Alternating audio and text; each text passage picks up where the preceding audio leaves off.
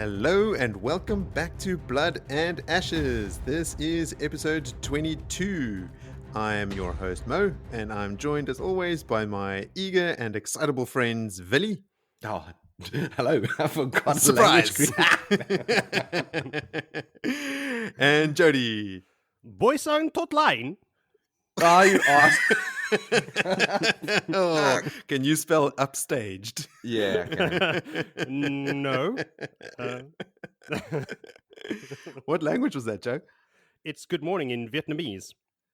Ah, you're going to think I'm lying, but I was thinking it's Vietnamese. I do think you're lying. I know you are. Well, guys, I mean, at this point, it's been 3 weeks since our last recording, so I am super excited to get into this.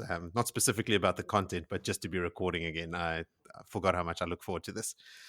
I'm also going to make up for my low energy from the last episode, because this time I am the polar opposite of energy levels. I'm not hungover at all. So get ready for some really verbose callbacks and opinions. It took you all of 3 weeks to get over that one then, eh? Yes, I've just come out the other side and all my batteries are fully charged. The pedantry meter is up to 100. Let's begin. Oh, turning it up to 11. Oh, no. Okay. I don't know about you guys, but I'm ready for some more tower time. That's what I'm going to call the White Tower focused stretches that we seem to be going through. I'm thoroughly enjoying this. I don't know about you guys. Oh, yeah, me too. I was reading again today, just going like, wow, these 3 girls spend no time in this tower whatsoever. Like, they come in to show face just every now and then. Hey, guys, what's happening? Oh, I'm accepted now? Cool. I'm going to get out of here. Cheers. And I'm taking my friends with me. Yeah. The daughter heir of Andor is coming with. They literally just come back to clean some pots and then they leave again. Yeah. Oh, and Joe, in the last episode, I asked you if Matt's quarterstaff scene is in the next stretch of chapters, and you poker faced it perfectly because it's like the very next chapter. Yes, it is. But before I unleash your energy on that chapter, we have a little bit of housekeeping to do in everybody's favorite segment, callbacks. I feel like I need a jingle for callbacks. Words out of my mouth. I'm just literally just thought of that right now. I was like, we gotta figure out a jingle. Yeah. Do you remember the original Mortal Kombat game we played so much, Moritz? I can't even remember. That would be Deadly Alliance. Was it Immoral Wombat Deadly Alliance? I think that was Immoral Wombat Deadly Alliance. There was a stage where they were in hell or something, and there was all that screaming in the background and torture. That would be an apt jingle for callbacks for me. I get the sense that that's all you hear when I'm talking during callbacks. It's just screaming and torture. Nah, just it's all good. I really enjoy it. Well, for this insubordination, I will make the first callback related to you, Willem. I don't say anything ever wrong. Except that as sentence. always, it's just a translation. You mentioned at one point when they take the dagger from where it's floating above Matt during the healing, and they put it in the box. You said someone uses. I wanted to do that callback. I forgot about it. The Brightongs. Brightongs. Okay, why don't you explain to our international listeners what Brightongs are? When you barbecue in South Africa, it's called a braai, because a braai is not quite a barbecue. A braai is done over coals and fire, and the braai tongs is just exactly that. The tongs to grab the beef off the grid, flip it over on its other side. I just thought this would be a good moment to promote braais over barbecues. That's as it always should be. It's always a good moment. I had a braai yesterday. It kicked ass. Well done. Actually, I saw photos. Yes, it did. Yes, I did. I was very proud of the result. The next one is disappointingly unresolved. It is, I just want to call attention to the fact that we have done, I was about to lie and say done really hard work. I haven't done hard work. I've read about some Wheel of Time stuff on the internet, and I actually posed the question on Twitter, who is the well-dressed man giving sage-like advice to Matt in his memories when he wakes up? Because in the episode, we were a bit stumped. We thought, could it be Ishamael? Because his clothing is often mentioned, and he had been appearing to Rand and Perrin in their dreams, and we assumed maybe it could be Matt. Could it be Arthur Hawkwing? Some people on Twitter think that it is just one of those memories from his bloodline that might be mixed in with his, sort of like sowing the seeds of these unknown memories. But even that, I feel like, we've got the long actual flashback in that chapter, so it would be kind of superfluous. And it isn't obviously like if I was writing that stanza and I wanted to put in something like that, I would make it obvious that it's not something from his recent past. I thought about, could it be Tom?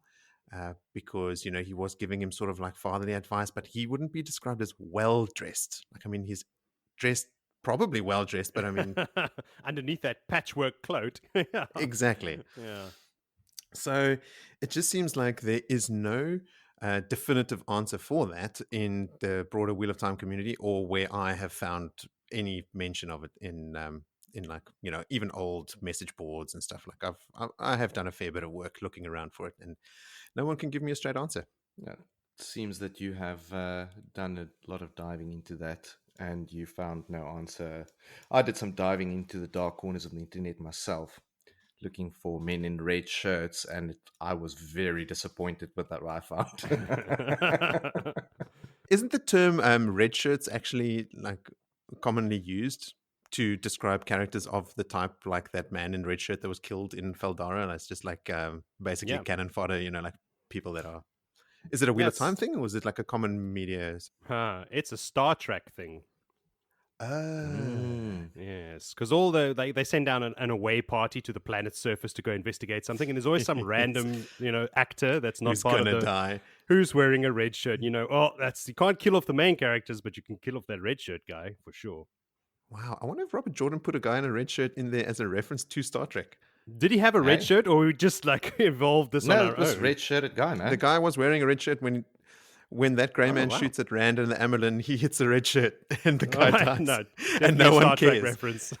Everyone carries on with their conversations as if nothing happened. And there's a dead person there. Wow, then definitely, Star Trek reference. Yeah, he was a nerd. Old RJ. Mm-hmm.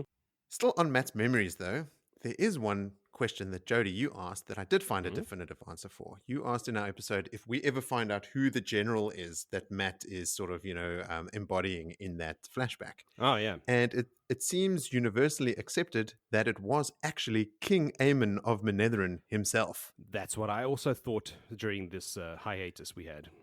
The implication both there and later in the story is that Matt is actually a direct descendant of King Aemon himself, which is why the blood flows so strongly within Matt. So in that scene, that commander refers to the archers, the cavalry, all those things as his. King Aemon is known to have led his armies himself. King Aemon was also known to be a gambler. And I mean, that's a dead giveaway, right? Because the guy even remembers in that flashback, he is known as a bit of a gambler and it's time to toss the dice. Yeah. And Robert Jordan has not corrected people that have asked him questions about it in interviews about whether that is Aemon or not. He hasn't corrected people when they said in that Aemon memory. It's actually even referred to as an Aemon memory. Well, there you go then. And Robert Jordan was well known for actually correcting people's canon when asking him questions. If they get something wrong, he would correct it, and he's never corrected that. So all those things point to me to the fact that that is King Aemon. All right, Confirmed. That's pretty rad. I like that. I'll take that. Yeah, it's really cool. I like that whole thing. And we also spoke a lot about like how Matt's memories coming to the fore now work. How is that related to the stuff that the Eilfin and the Aelfin give him? And in all this reading that I've done, I've come across a sort of a theme. No one, I think, even says it outright, but it seems like a lot of people feel, and I mean, I use the word feel on purpose there because it isn't explicitly stated anywhere, that when he was healed from the link to the dagger, that some kind of maybe block was also removed, not just with memories, but a block of some of his other memories. And because he's already exhibited before any of this, before even Shadow Logoth, he was shouting stuff in the old tongue. That, now with an extra block removed, that stuff is coming through even clearer now. In Jody, in your chapter, when he's talking to Hamar, he says something and Hamar goes, "You speak the old tongue?" Yeah. And he's just talking it now. Like, it's just coming out. And he hasn't had anything to do with the Elfin or the Eilfin yet. Yeah. So it seems to be implied that Matt has memories from his own bloodline, which descends directly from King Aemon, which obviously lends him some kind of credibility in the field of, commanding in battle and strategy and tactics and that sort of stuff. And then the memories given to him from the Finns are actually from people that entered the Tower of Genji, or the archways that went to the Finns. The Finns gathered their memories somehow and bestowed those. And I mean, if you can think of the type of person that would go do that, it's usually like adventurers or people with like, at least some semblance of, how to deal with conflict. Like you're going into an unknown place, you are probably an explorer or a warrior or a general. Yeah, people don't get lost going and stumble upon them. It's not the 12-year-old girl picking mushrooms that's making her way into the Tower Yeah. of Genji. These are hardened fighters, I would assume. Or I would say it's not a leap to assume that. And those memories that Matt gets, then his memory holes filled with those memories are not from his bloodline. So the two sort of concepts are distinct from each other. Like he has all the stuff from his bloodline, and then he also gets the stuff from external sources from the Finns. Well, I think from the Finns, like that's what they charge. That's their price. The memories. That's what they feed off. So that's where they got. Is it emotion or memories, or maybe I don't know. Maybe both. Maybe both. Yeah. Maybe one for the one and the other for the other. Yeah, that makes sense. We'll go with that.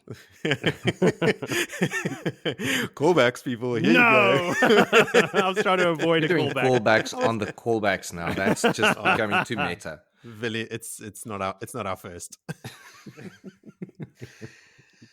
Speaking of Matt, we also, we sort of pontificate about whether the girls are Taveran or not. And I've always said it's just a fun exercise because it's never explicitly stated one way or the other. So it just leaves the door open a crack for us to look for signs that it could be. I'm sure that if Robert Jordan intended for us to know that they were Taveran, it would have come up.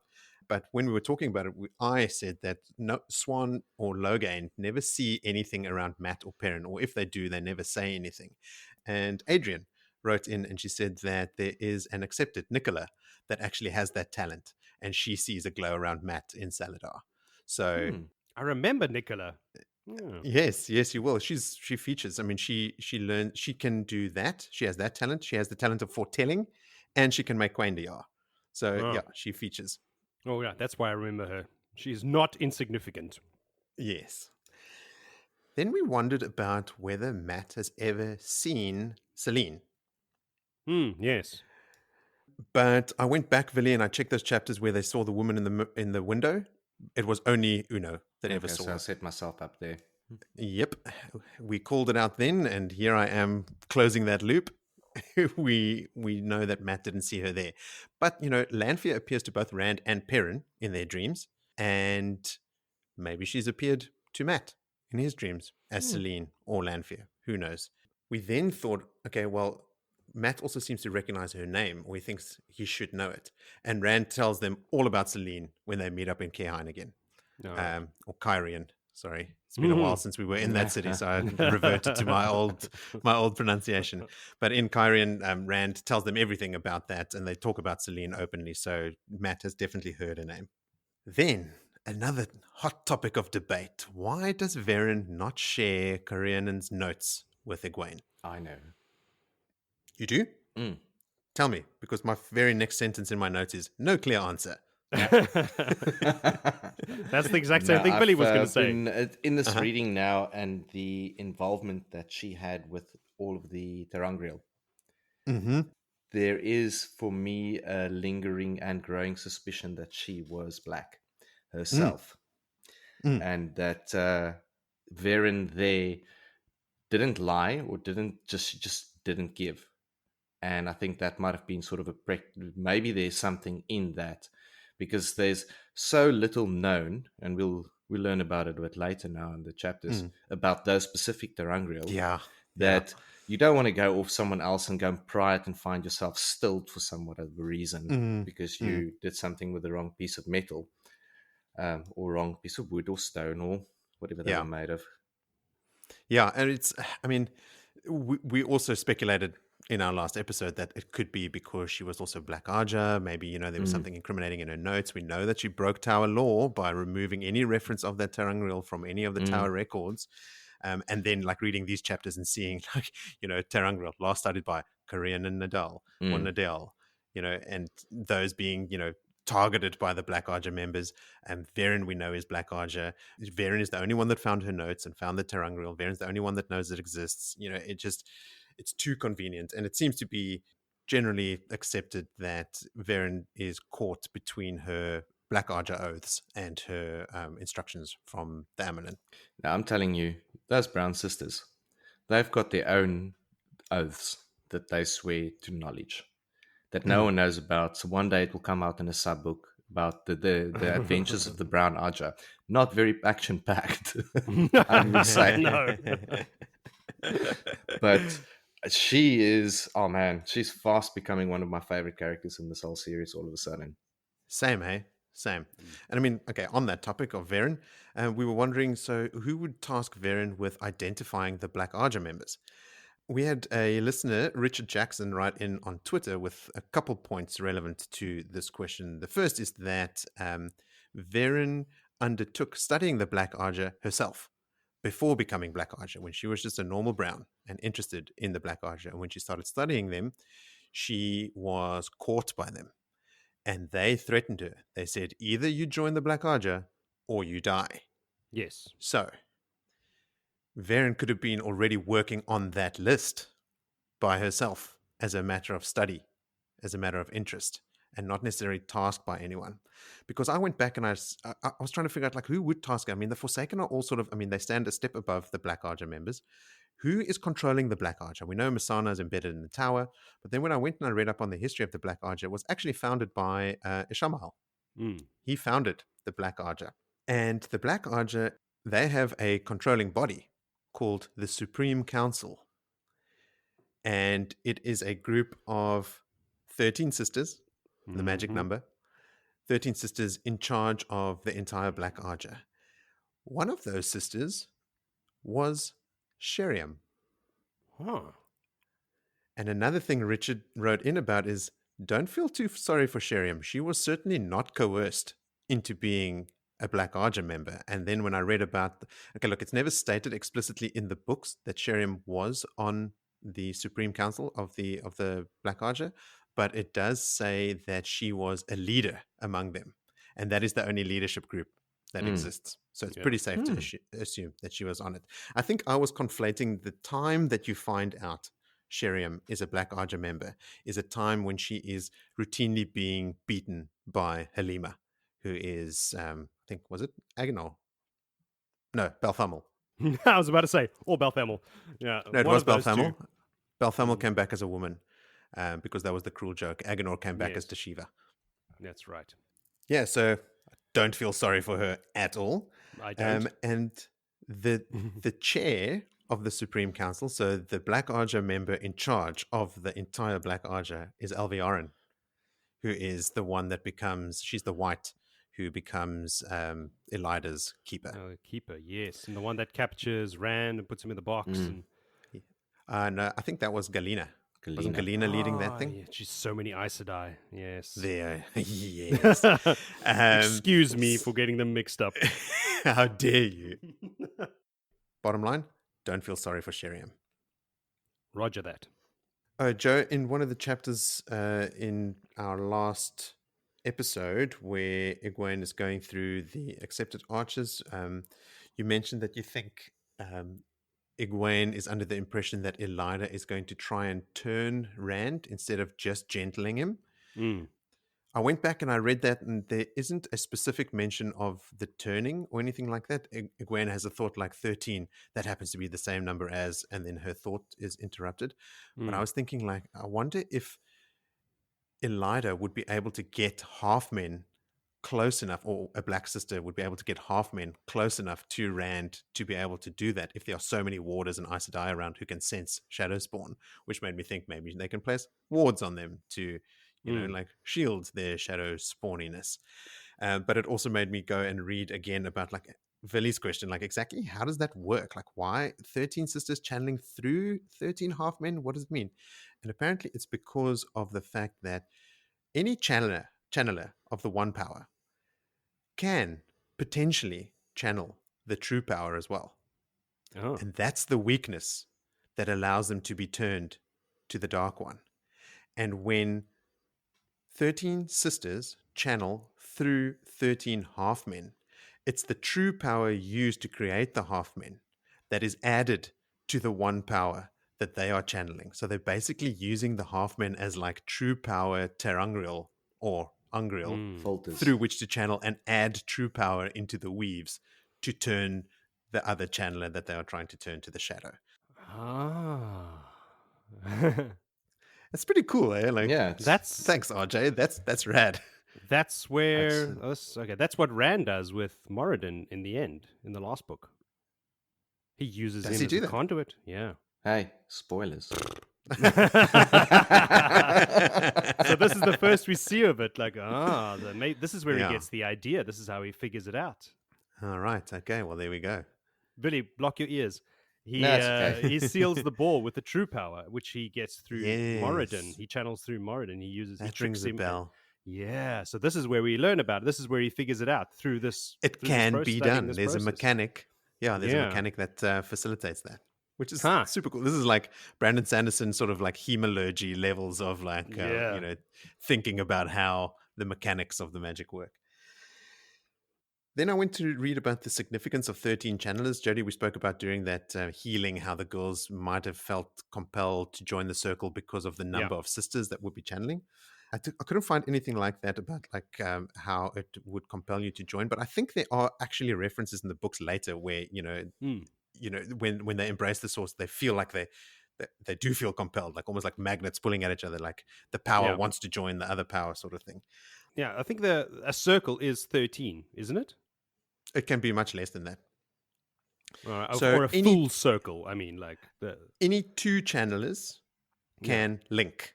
Yeah. Okay. The maximum number of women only in a circle is 13. If they want to add more people than that, a man has to join. Okay. So when you add one man, 13 more women can join. And you can't have, there's specific pairings. There's limitations to how the men, women you can have. But basically in the low numbers, like you can have one man and one woman. You can have two women.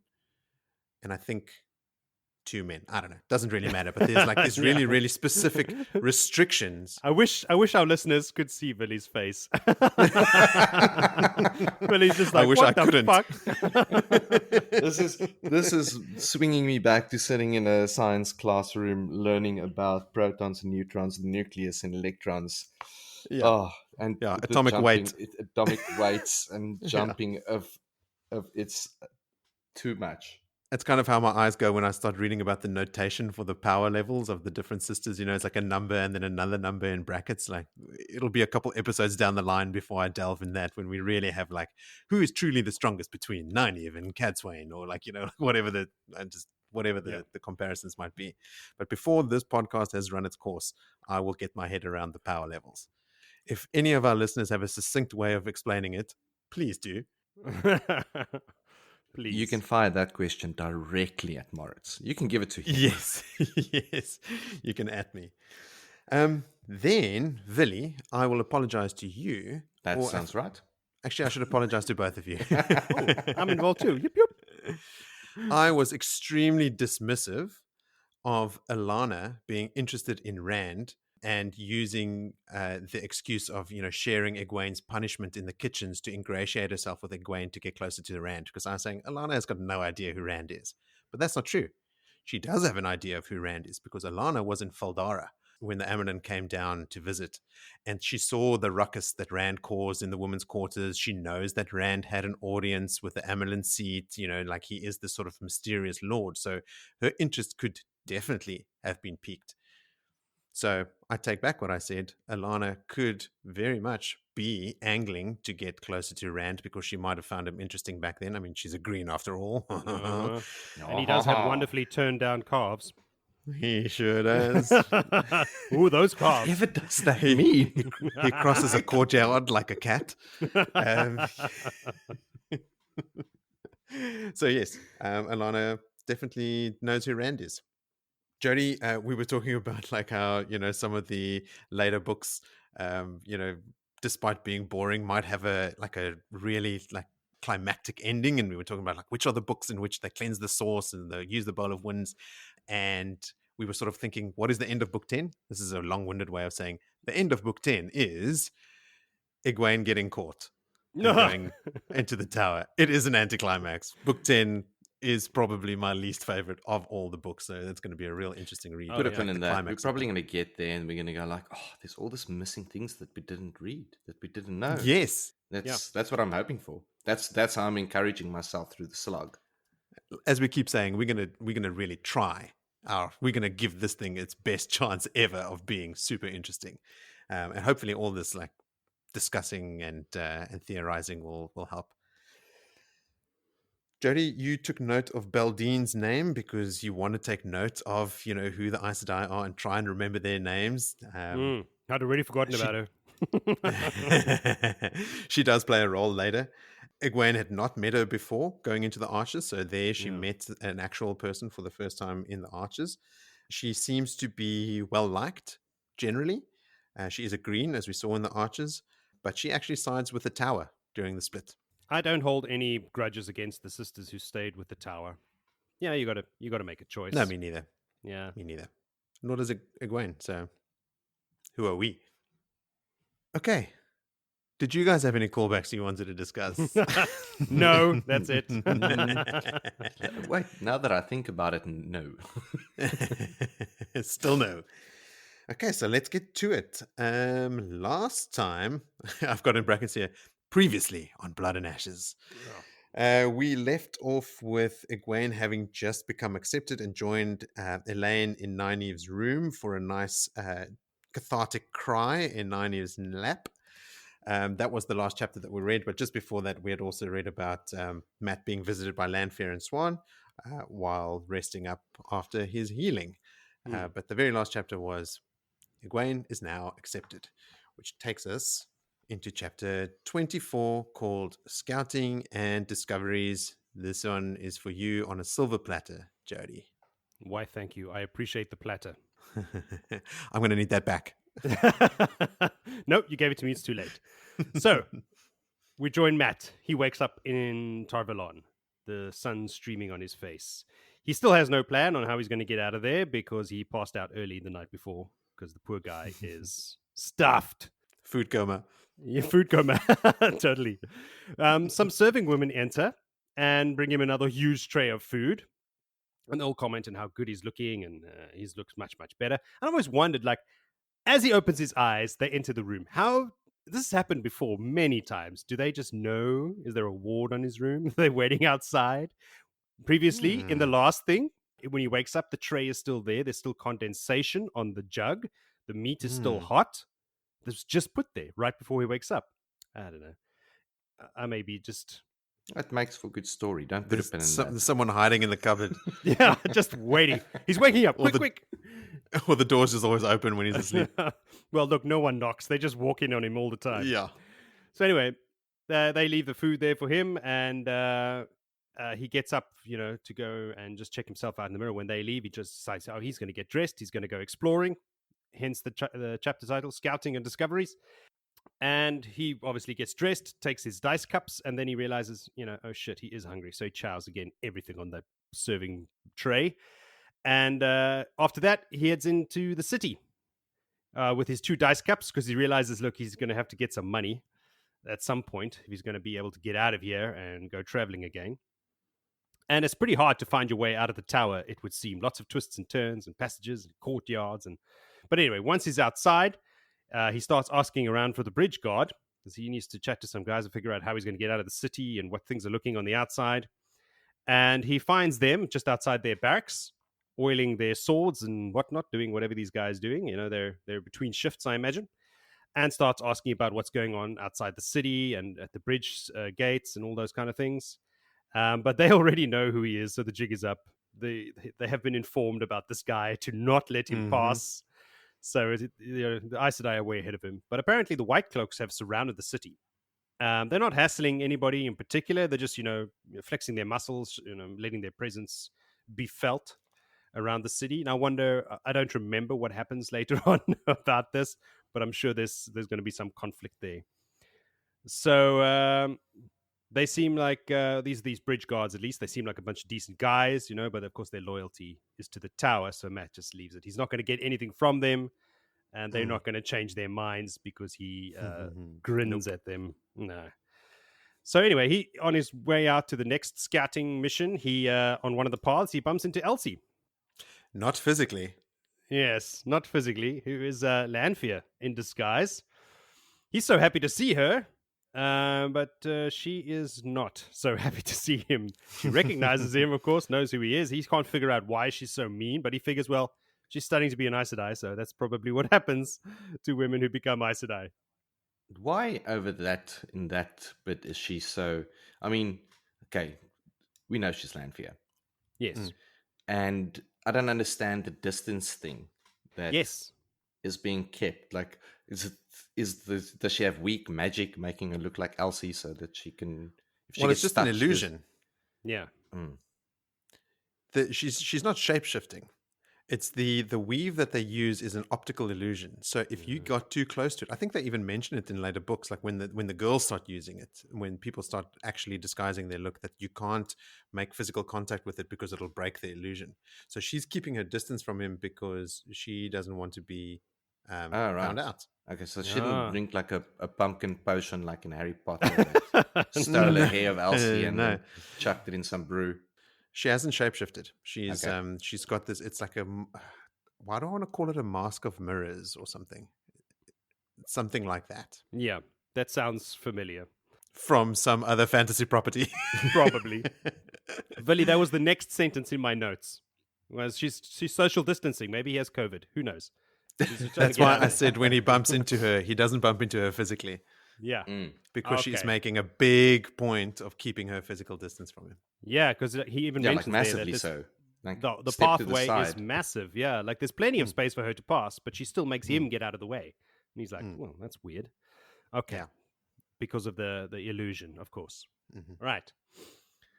But yeah, he just figures she's just being Aes Sedai. So anyway, fine. He gets out of her way. And she runs away and he carries on. So on his next stop, he hears some noises and some clattering and some fighting and some shouting, and he arrives at the water training ground where a bunch of pervy sisters and accepted have gathered to watch Galad train with his shirt off, sweat glistening in the sun. That's how you know that wasn't really Elsie. Yeah. Because she would have been there. Totally. She wouldn't be leaving the courtyard. Nope, no. Yes. So, yeah, Galad is there. Yeah, these Aes Sedai have no shame. I mean, you can expect it from the accepted. But come on, Aes Sedai. Galad is sparring with Gawain. And when they take a little break, Gawain recognizes Matt sitting there under the tree watching them.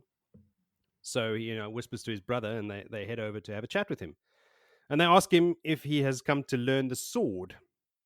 But he says he's more comfortable using a quarterstaff or a bow. You're loving it. Getting there. Gawain asks about Rand with intensity in his eyes. And I'm wondering, because he mentions, your friend Rand had a very interesting sword, and when he tries to get more information about Rand, his facial expression changes. He gets very intense about it. And I'm wondering if it's only, again, because he's interested in Egwene, and he knows Egwene has a connection to Rand, or is there something more about Rand? Because... He certainly finds Rand interesting from the get-go. Yes. He's always taken an interest in Rand, and he's I think he's intrigued by the fact that he looks like an Aielman. Yeah. All right. He knows there's more to that story. I don't know. Does he know about a connection between Egwene and Rand? Probably knows they're from the same town. Yeah, I don't know. That was my question. But anyway, we can find out later, I suppose. Because he mentioned Rand's Heronmark sword and all that. And Matt says that, swords are not the be-all and end-all, and you could give them a run for their money with a quarterstaff. And so, now there's an idea. I need some money. Yeah, so he proposes a wager. Odds, 2-1 odds, just some silver. So I'll take on both of you guys with your swords and me in a quarterstaff. And they just, at first they laugh at the idea because, of course, Matt looks like death. He's a skeleton walking around. They know he's just been healed. They're like, no, we're not we're not going to fight you. Also, they're arrogant royals, so they just think that they're going to be able to kick his ass anyway. But then old Master Hamar overhears what they are talking about, and he's like, no. Let's see how this plays out. Like, even if these guys won't match your wager, I'll do it. So, all right, game on. So Matt gets a staff from the Waters gear that's standing up there, and as he walks back to the fight, the other two, they're already standing there ready to take him on. This is when he says that line in the old tongue that you mentioned. He goes, luck, time to toss the dice. And Master Hamar says to him, oh, you speak the old tongue. He's like, shit. Again, just stuff like slipping out of his mouth without him even knowing about it. Yeah. I'm not going to go word by word through this entire fight scene because you have to you have to read it. But yeah, brilliant fight scene. I've kind of summarized it here. I went into the mathematics of it. He takes care of Gawain with the first 2 blows in around 10 seconds. It's ankle 10 and seconds, like 1 second. Like okay, soup I'm done. giving Gawain the benefit of the doubt from when he stands there looking at them. He's pretty enough. He's got blonde hair. Don't give him anything.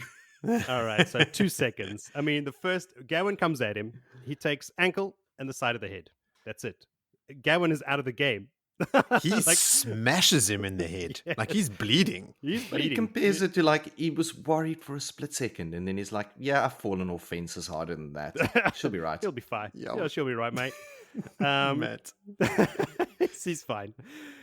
Gallad lasts a little bit longer, as is to be expected, of course. But Matt finishes him with 4 quick blows. It's knee, wrist, ribs, and stomach. The fifth is a stab with the butt to his throat. His intention, before he stops himself reflexively, was to smash his throat in and kill him. Like he went for the killing blow. But he's like, whoa, Yes. He stops himself and just goes, okay, I just need to stop him, not fucking kill him. This is a bit crazy. I'm not robbing him. I'm just winning a bet. Just winning a bet. In total, Matt strikes only 12 times. 8 of those blows land and 4 are blocked, all of them by Gallad. Yeah. Yes, only 12. It is, and this brought up another thing because I have been obsessed with swords since I was 10 years old and I watched The Highlander for the first time. Greatest movie in the world, not the greatest movie in the world. And yes, so obsessed with swords. And I've always wondered, like, how would you fight a guy with a sword that can cut through anything, especially if they're fighting with like a Heron Mark blade or a power infused blade with a stick? And this is the answer. You hit wrists, ankles, knees, those kind of things. Yeah. You don't hit the sword. So you like hit the sword out of his hands. So it's like, this is very interesting to me. So anyway, Matt, like I said, like Matt's final blow was to crush his throat, but he stops himself just in time. Almost like after this fight, he almost collapses, but nobody seems to care about him. This is Matt. No. No. All the Aes They're Sedai just are fussing running over Gallad. Gallad. They first help Gawain, obviously, because he's out cold and blood is squirting out of his brain. So they have to do something. We'll take care of him. But mostly they're concerned about Gallad. Like Gallad, the last blow is to his stomach with the butt of the quarterstaff, and he goes down in a lump. And Master Hamar actually says to him, like, listen, son, if you can't get up now, fight's over. Like, don't drag this out. You're done. Like his pride won't let him, but he can't even stand up. He's physically incapable. So of course the Aes Sedai and all the accepted surround him and just trying to heal him, get their hands on him. Like finally we can touch him. Everyone is, and then like Matt notices as well that everyone has stopped and is watching him. Yeah, all the other guys practicing. Yeah, all the practice guys, all the servants, all the Aes Sedai that are not running their hands all over Gallad. Everyone else is just staring at him. The Aes Sedai giving him such a stink eye. Like, how dare you hit our man? Hamar takes this opportunity to make a point about the greatest swordsman who ever lived. How do you pronounce this, Moritz? Oh, what was his name? Jarum. Jarum. I was right. I'll pronounce it. Jarum. I suppose. Sure. Jarum. We'll go with Jarum. Jazza. J-Man, who fought over 10,000 times and only lost once to a farmer with a quarterstaff. Makes them remember that. So keep your arrogance in check, my young Padawans. I think we mentioned in a previous episode that people think that that's inspired by Musashi. Yes. The famous, was he Japanese? Oh, could be Sounds committing Japanese. cultural atrocities here. But he was a famous sword fighter who he also didn't lose to a guy with a quarterstaff, but he had the most trouble with a Yeah. guy that had a quarterstaff. I'll have to Google that because you've mentioned it a couple of times, Moritz, before in previous podcasts, but it's not something I'm aware of. Cool. Yeah, so Gawain pays Matt his money, and Hamar pays for Gallad because it would be best if, because Matt asks him, could I go to Gallad and get my money? Like, it's just wants his money. And Hamar's like, no, Pony up, maybe. bitches. Yeah, like. Just to chime in there, Yeah. Miyotomo Musashi was a well-known Japanese swordsman, philosopher, strategist, and writer of Ronin. So yes, it was Japanese. Cool. So anyway, Hamar pays for Gallad because would not be best at the moment. Matt, don't approach Gallad with those Aes Sedai around him to ask for his money because it will not end well for you. I'll just pay you, and I'll get the money from Gallad later. All right. So when Hamar asks Matt where he's from, Matt immediately says Manetheren, and then of course immediately regrets saying that and goes, "No, I mean the Two Rivers." So he's just speaking the old tongue, saying he's from Manetheren. He just can't help himself anymore. He then excuses himself quickly, saying, "Oh, you need some food."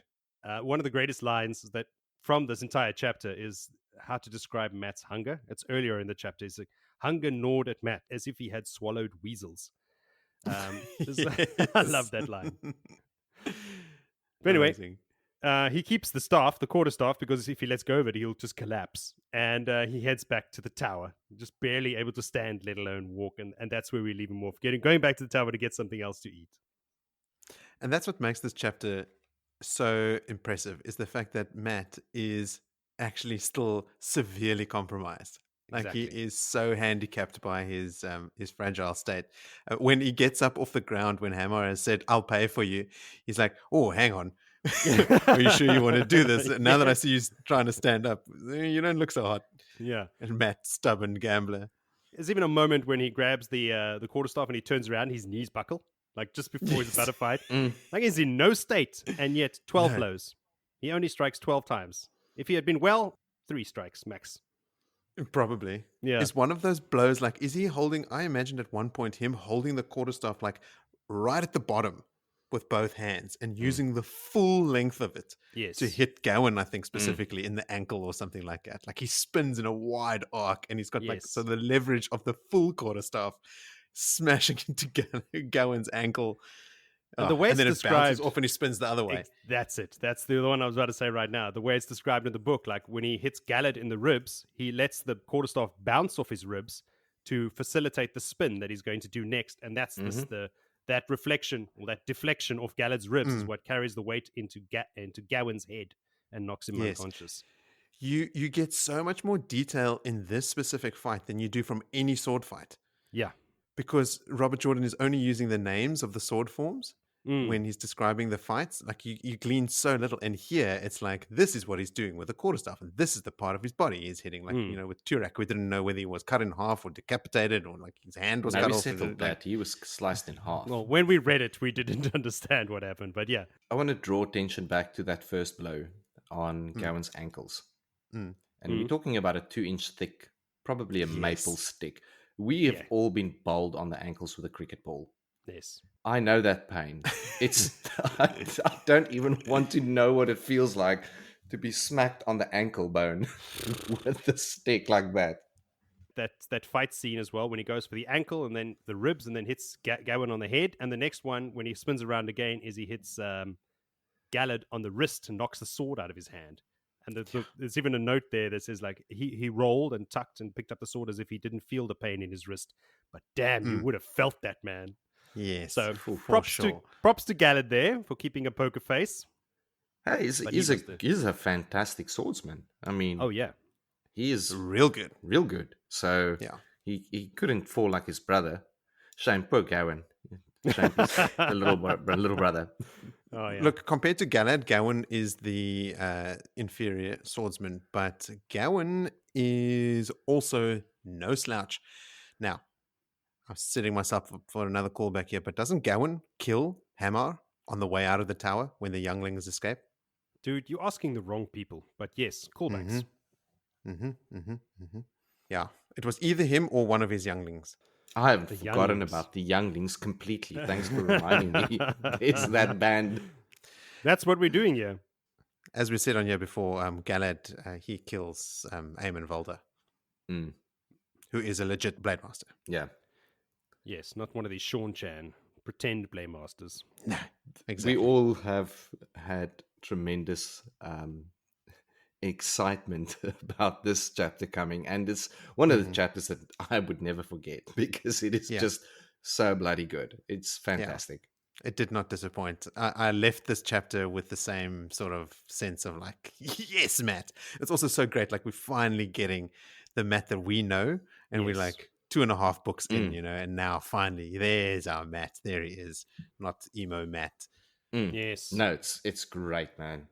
I remembered this chapter being, or that fight being much longer. Like in my memories, it was... Me too.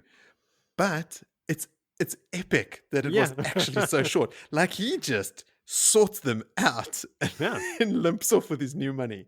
I would say less than a minute in total between easily. The yeah, man. 12 blows. 45 seconds done. 40, yeah. I like it. There's another scene as well where he goes, Gawain says to him, like, I'll wager those 2 silvers that I just paid you that something that the Aes Sedai or something, but I can't remember. And Matt goes, not your 2 silvers. It puts them in his pocket. Mine. My silvers. Oh, he is so great. I also just love like how when Matt's like walks up on the brothers and he sees them fighting and he's sort of identifying them. He thinks he would not want to spend much time in Galad's company because they are just like complete opposites. Galad, like stickler for the rules, will do the right thing, and Matt almost like compulsive rogue, like breaks rules for no real reason other than to break them. I just thought that was funny, like imagining the two of them having to have a conversation, Galad and Matt. Yeah. Matt also refused in this thing. He says he refused to call Elaine my lady, and he decided he would not do her brother better. Yep. He's not going to call them my lady or anything. Like, already we're seeing recalcitrant Matt showing up. We see it later with the girls, like with Swan, with Celine, like all of them. He's cautious, but he's not respectful at all. But what I will touch on is going back to where that Matt's memories come from that we spoke about in the callbacks. If you look at this chapter and you really see the Minithrin part, the old tongue coming out, refusing to acknowledge other royalty. I mean, he's a king. Yeah. Kind of king behavior. That's true. It is, absolutely. Because to be a king, you also have to be a bit of a jerk. Yeah. And he can wield the quarterstaff like a boss. You sure can. Like a farmer. My last note about Matt in this one was when he is considering slipping by the bridge guards or the tower guards or whatever. He goes... he says he learned the talent to slip by, watches of some kind because, quote, your mother always suspects you're up to mischief and you have 4 sisters to tell on you. I like that from his point of view. He's like, your mom just always suspects that you're up to mischief, as if it's like unfair that she always thinks that, but he is actually always up to mischief and he just won't admit it.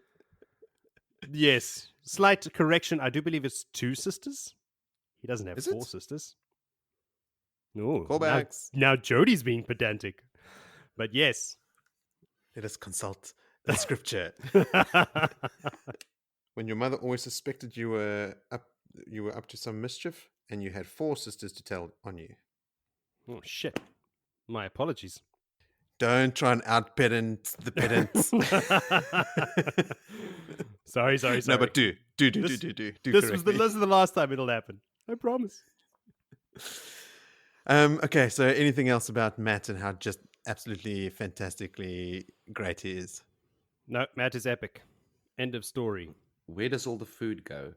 Like, I mean, I've been reading the volume of food that they're feeding him, and he's basically has breakfast and a snack after breakfast, a snack of 4 apples, a jug comes of up juice, and in my chapter later, I'll list out the stuff that he has as a snack immediately after breakfast. You deal with that, because where does it go? I need the mechanism of digestion. And yeah, it's magic. There you go. Fair enough. Magic. Got it. Yep. That's a Futurama reference for my Futurama fans out there. Okay. In that case, let's soldier on to chapter 25 called Questions. Take us through that, Vili. Yes, I sure will. Right, we're back in the tower with the girls, Nynaeve, Elaine, and Egwene. And they are in one of the accepted rooms, and they are busy going through these notes now. It's all the information that Varen has given them on the sisters that had left, the Black 13. Mm-hmm. And Nynaeve is pacing up and down. Nynaeve's being Nynaeve. She's upset. Nynaeve gonna Nynaeve. Nynaeve's got a Nynaeve. And Egwene is kind of just lying down. She's knackered. They've been up since early in the morning. They've already had 2 meals behind them. That means a lot of potting and cleaning. Mm-hmm. And she's just going through this, and eventually she's like, all right, here it comes. Nynaeve's gonna blurt it out now, like every half hour. She's like, this is an utter waste of time. This is not doing us any good. And this, just having a fat rant about this information and how little they're actually extracting out of it. But Elaine she's meticulous on it. She's going through it, and I mean, she's got some royal training behind her, and probably a little bit of an introduction to the game of houses and plotting and all the rest. But prior to that, Egwene was having a little bit of thought about her dreams and why she's so tired. She's exhausted because not only one, they're scrubbing pots at the break of dawn and into the evening, but her nights are also quite bad. She's not sleeping well. She's being kept up by nightmares, and she goes through them and lists them out. The first one was that what she perceives to be just a nightmare of what happened in the Tarangriel the night before. Because this is the very next night now after they all been put a ring on their fingers and they are accepted. And with her waking up weeping. Now that sounds like a straight out tired nightmare. Now, before you get into other dreams, did we learn that dreamers can sometimes have prophetic dreams? Like their dreams are prophecy sometimes. Yeah, that's what's being a dreamer, isn't it? Yeah, I think Dreamwalker. I think Dreamwalker is an IEL term. Thing. I wanted to just clarify that. I probably could have looked that up before the recording, but I mean, you can look at some of these things and they're prophetic, 100% prophecy. And that's what I've made little marks, like I graded them. Yes, I just wanted to ask you guys, like, do we know at this point, does Anaya or anyone say anything about dreamers being able to predict the future in their Anaya dreams? had said a little bit, and part of it was obviously that Egwene wanted to speak to her, but now she's got this cloak of trust. Is she black? Is she not? So she doesn't want to go with the contents of her dreams, because is she aiding them or not is the conflict, I suppose, at the end of the day. But yeah, her first dream is straight up what I would assume is a nightmare. It was pretty harsh things. And despite not seeing her being shaken at that time, I think the after effects of it, after they all went to bed crying together and Nynaeve cooing them to sleep. Seems natural. The song Sean Shan, who'd collared a bunch of Aes Sedai and forcing them to strike on the tower, that is prophetic. Ooh, yes. The White Cloaks binding her father's hands. Prophetic. Does that happen because the White Cloaks do go to Emond's Field? Yeah. Yep. So that's why I was also on the sort of prophetic side there. Rand dreams. She dreamt of Rand's dragon tattoos coming to his arms, in short. So that's 100% prophetic there. And Rand entering a dark cave on a mountain filled with the glare of red fire below. Is that when he goes... Where's that? That, my friend, is Shia Ghul. All right, cool. I haven't read that, so... That's when he walks into the pit of doom. Kick ass. Looking forward to that. As you should. Then Rand fighting this Sean Shan. That we know will happen. Everyone's at fighting the end of book 8. I feel like Rand uses Kalandor at the end of book 8 to go and attack a large Shanshan contingent, and because of the flaw in Kalandor that we have not read about yet, he ends up also killing some of his own people. Yes, that's Well, coming back he's to the me. dragon and he's mad, so he's meant to It's kill the some of cover his of Book own. 8. It's Rand leading an army. Yes, with his sword Pointing out in with front of him. Kalandor, yeah. All right. Okay, then we go to Perrin Dreams. Perrin with a falcon and a hawk on his shoulders. Both of them she thinks is female. The falcon is trying to wrap the lead around Perrin's neck while the hawk is holding the lead. So it's Fael and What's her name? Berylane. Berylane. Then there's Perrin with a beard, leading a huge pack of wolves as far as the eye can see. Is that at the final battle? Yeah. I assumed as much. How many wolves were there? Many. Put a pin in that. Exact numbers I can't give you. All right. All of them. Matt placing his own eye in a balancing scale that we know is very prophetic. Yes. Matt hanging by his neck from a tree limb. Does that happens when he goes to the elephant? Yeah, when he comes out. When he comes back from them the first time.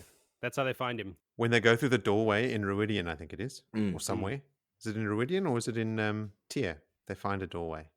They also enter the tower through the through the big the Tower steel, of Genji. The Tower of Genji, yeah, by drawing. But that's on later when Matt goes back. That's when he sacrifices his eye. When he's hanging from the tree is the first time he goes and he asks for his memories to be returned. Okay. And when he wakes up, or when Rand comes out, they've all gone in somehow. And when Rand comes out, he finds Matt hanging from a tree. Yes. And he cuts him down. Was that the payoff to getting something? They take something away that he was something like that, yeah, or something. I remember. And he had a scar on his neck. Yeah, that's why he wears that scarf forever after that. Oh, that's right. Yes, rope he had burns on his throat. Yes.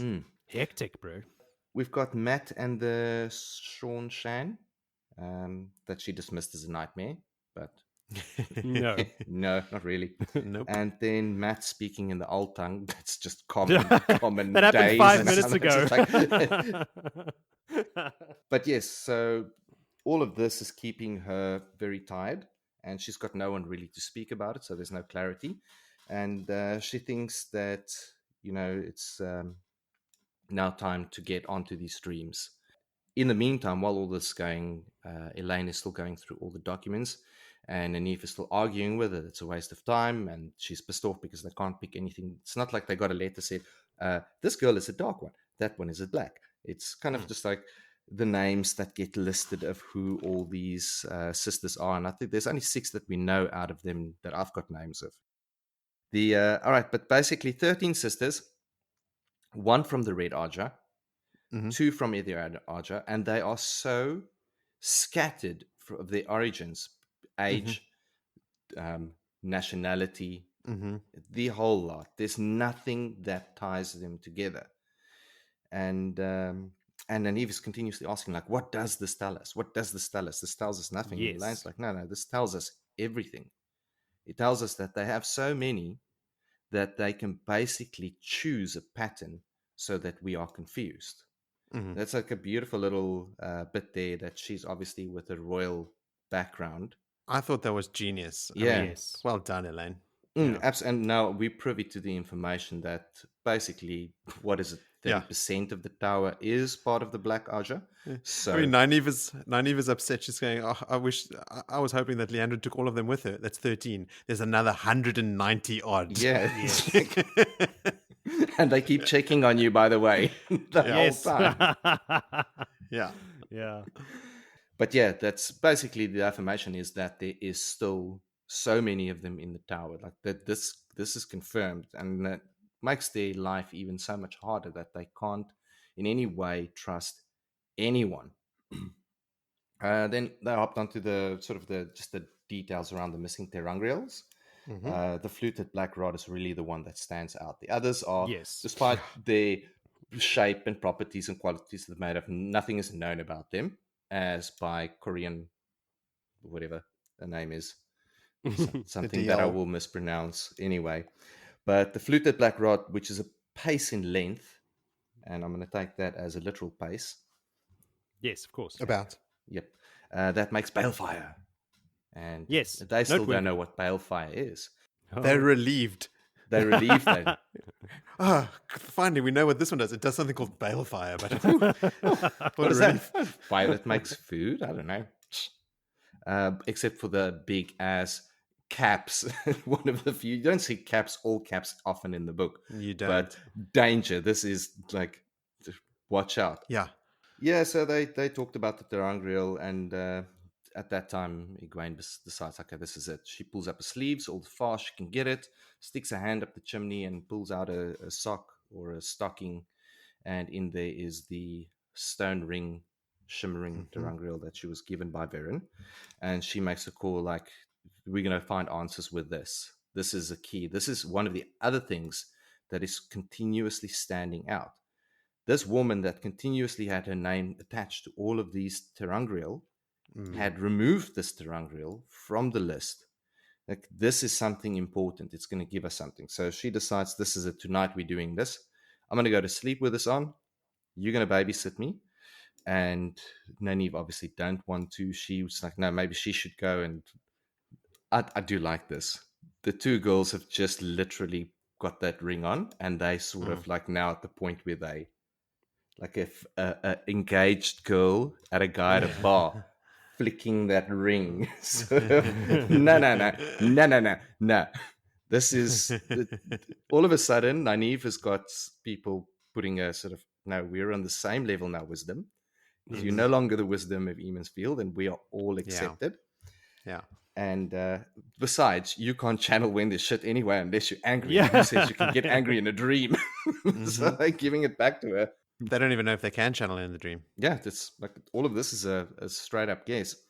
Mm-hmm. So they talk about, this getting used, and they bring up, okay, well, Varen might not have given in. No, she's so absent-minded.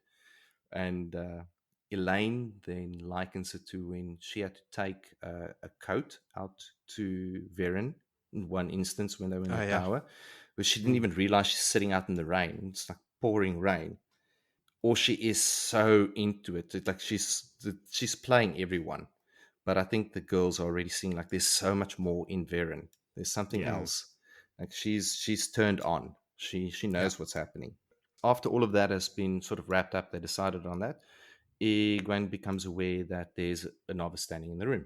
So not even a knock at the door. It's like, there we go. Elsie Grinwell is in the room. And they're like, no, she's got a message from them, from Swan, saying that the belongings of the 13 sisters are underneath the library in the third storeroom to the right or something. And they got to go and check it out, and then bolts out the door and runs. Both Egwene and Nynaeve had the same thought at the same time, like, Swan can't trust anyone, but she'll send this novice. Specifically, this novice. This novice. Like, we all know, it's like she's as untrustworthy as anything. Not untrustworthy, just not... Well, pretty much untrustworthy. I guess we can say that. Can't entrust her with a secret. No. They're worried that she'll blab. So immediately, Nynaeve bolts for the door to try and close her in, to sort of like, but she's already out. And Egwene is running so fast that she slides on the tiles. Like, it's not jogging after her. Sort of heads around the corner and runs into... A Forsaken. One of the many wandering the halls of the White Tower. One of the many, yeah. Just out for a stroll. It's a Lanfear. There we go. No introduction, just the way that she felt like a little girl, completely taken by this. And the first thing she says to her is like, it's brave of you to be roaming these hallways where murder has been done. And she's so taken by this, firstly, this woman that looks like she's got more power than all three of them together. And already goes off on a tangent, like, this is unfair. How can a woman be so beautiful and have so much power? Like, not even an idea who it is. And turns to Nynaeve, and then turns, and she's gone. So Elsie's gone. Elsie, who anyways became Lanfear there, and then they just disappeared, her little magic illusion tricks over there. And that brings us kind of to the end of that chapter. Do we, as the readers, know at this point that Elsie has already been put out of the tower, or am I just remembering us talking about it? No, it's in the coming chapters. I think we spoke about it, but I don't think the reader knows at this point in time because it only comes in the next chapter or two, or the last chapter, I think, of the. Yeah, it's in one of my chapters. Swan tells Nynaeve Yeah. that she was been out of the tower for 10 days already. But Yes. I was just trying to figure out, like, were we, because we were talking about it. We've mentioned, Lanfear posing as Elsie before. And I remember us talking about Elsie being put out of the tower because she was always ogling the waters in the water yard. Yeah. I just wanted to know if, like, the reader should be catching on here at the sight of Elsie, thinking, wait a minute, she shouldn't be here. But I don't think so. Because I went back to, like, I thought maybe Theodrin or Fowlane had sort of mentioned it in passing or something when they got back with Varen originally. And I went and I read that section. It wasn't mentioned. So No. I think you're right, Joe. I think the reader doesn't know. They only find out when Swan tells Nynaeve. Now, there's this feeling that Egwene has here, that she feels so little in front of her. It's so profound. Is this just because, I mean, is Lanfear compelling her, using some sort of weave to make her feel like that? My very last note of this chapter, mini compulsion? Question Something. mark? But compulsion, or Yeah, not like some weave. she doesn't feel compulsed to do anything. No, but I mean, like, she just feels so inferior. but why? Yes. But what Jodie's getting at is not compulsion, the weave with a capital C, is Lanfear actively channeling or doing something to make Egwene feel that way instantaneously. Yeah. Egwene, who is so stubborn and so sure of herself. And Yeah. But also, I mean, if she were channeling, Egwene would see the glow of Saidar around her. Yeah, but she can channel the true. She can channel true power. Power. Is she, though? Is that confirmed? Because not everyone can. It's only Moradin that's given that privilege. Not all the Forsaken get the true power. Look, I know a lot of girls, and I know how. I don't know this. I know that some women may become very insecure in the presence of someone that's really attractive. But not Egwene. It seems out of character for Egwene. Look, the only reason my mind immediately went there is because we were sort of playing with the idea of what effect Celine was having on Rand and Huron and even Loyal when they were traveling together, right? I mean, we threw the compulsion word around a lot, and we kept saying, like, this is not compulsion. But that's for them to do something that she wants them to do at that point in time. Well, she wants Egwene to leave. Oh, okay, fair enough. That tracks, I suppose. Make her feel just insecure to the point of wanting to get away from her. Or to just listen to her. Like, if she feels so insecure, she can just say anything and she might do it. Also, we know that the Crystal Throne is a ter'angreal that has a similar effect. It makes people feel small and cowed and that sort of thing. So Lanfear could be her silver belt that they keep mentioning could be a ter'angreal that does something. Whoa. Who knows? But I also, Jodie, I think the point you're trying to make is that it's very uncharacteristic for Egwene to feel that way. And the way that she snaps out of it again, like it's almost as soon as Lanfear is gone, she's like, hang on, wait, no, I'm not a little girl with a runny nose, like. Yeah, and she turns around to go back. And then yes, and she's gone. Yeah. Yeah, so that was very weird for me. Dude, the silver belt to Ungreal thing now is blowing my mind. But okay, again, if it's a ter'angreal, she has to channel. Not all of them need channeling. No. Some ter'angreal just work without channeling. People without the one power can use some ter'angreal. Maybe Lanfear makes potions and sprays. I mean, she was the creator of a whole lot of stuff, and she did the experiments through the roof. Smart lady. So maybe she blows some dust in someone's face, and all of a sudden they bedazzled. Lanfear again has a visible reaction to being called Aes Sedai. I just love it. Every time someone calls her Aes Sedai, she's like, god damn it, I'm not an Aes Sedai. But I'm so disappointed in Egwene for not checking her finger. She's not wearing a serpent ring. And Egwene assumes that she's an Aes Sedai, but she doesn't do the cursory glance at her hand. Yeah, but look how befuddled her mind was. Like, she was being compelled, or something was affecting her normal brain functions. Another reason to think that way, yeah. I think this is the first time that we read about Nynaeve smiling. When Egwene pipes up on the bed and she and Nynaeve have sort of like a to and fro, Nynaeve actually smiles. And then it happens again in a later chapter. Nynaeve is feeling quite jovial considering the task at hand. She smiled at the land quite a couple of times, I reckon. I don't know about that. Maybe not on I think page, behind the scenes. No. at night before going to bed. Yes. She also dances with Rand in an inn, doesn't she? In one of the taverns earlier, when Mm. Rand dances with Nynaeve and with Moiraine Yeah. Yes. in like Balon or something. Surely she smiled then. Surely. Surely. Nynaeve, come on. Surely, You're not come made of on. stone. I went and I looked for online descriptions of all those Terangrill and what their actual uses are. The rod of clear crystal, still unknown, considered to be sleep related because of the Korean link. Mm-hmm. The same of the figurine of an unclothed woman in alabaster, still unknown, considered to be sleep related. Then there's a metal disc with fine spirals, which is definitely a sleep weaver. A Yes. waking channeler can channel into it and immediately fall asleep and enter Tel Aranriad using Cool. it. So it's even more powerful than the ring that Egwene Mm. has, because with Egwene's you have to go to sleep just touching it. With this thing, you can just channel into it and immediately you're asleep.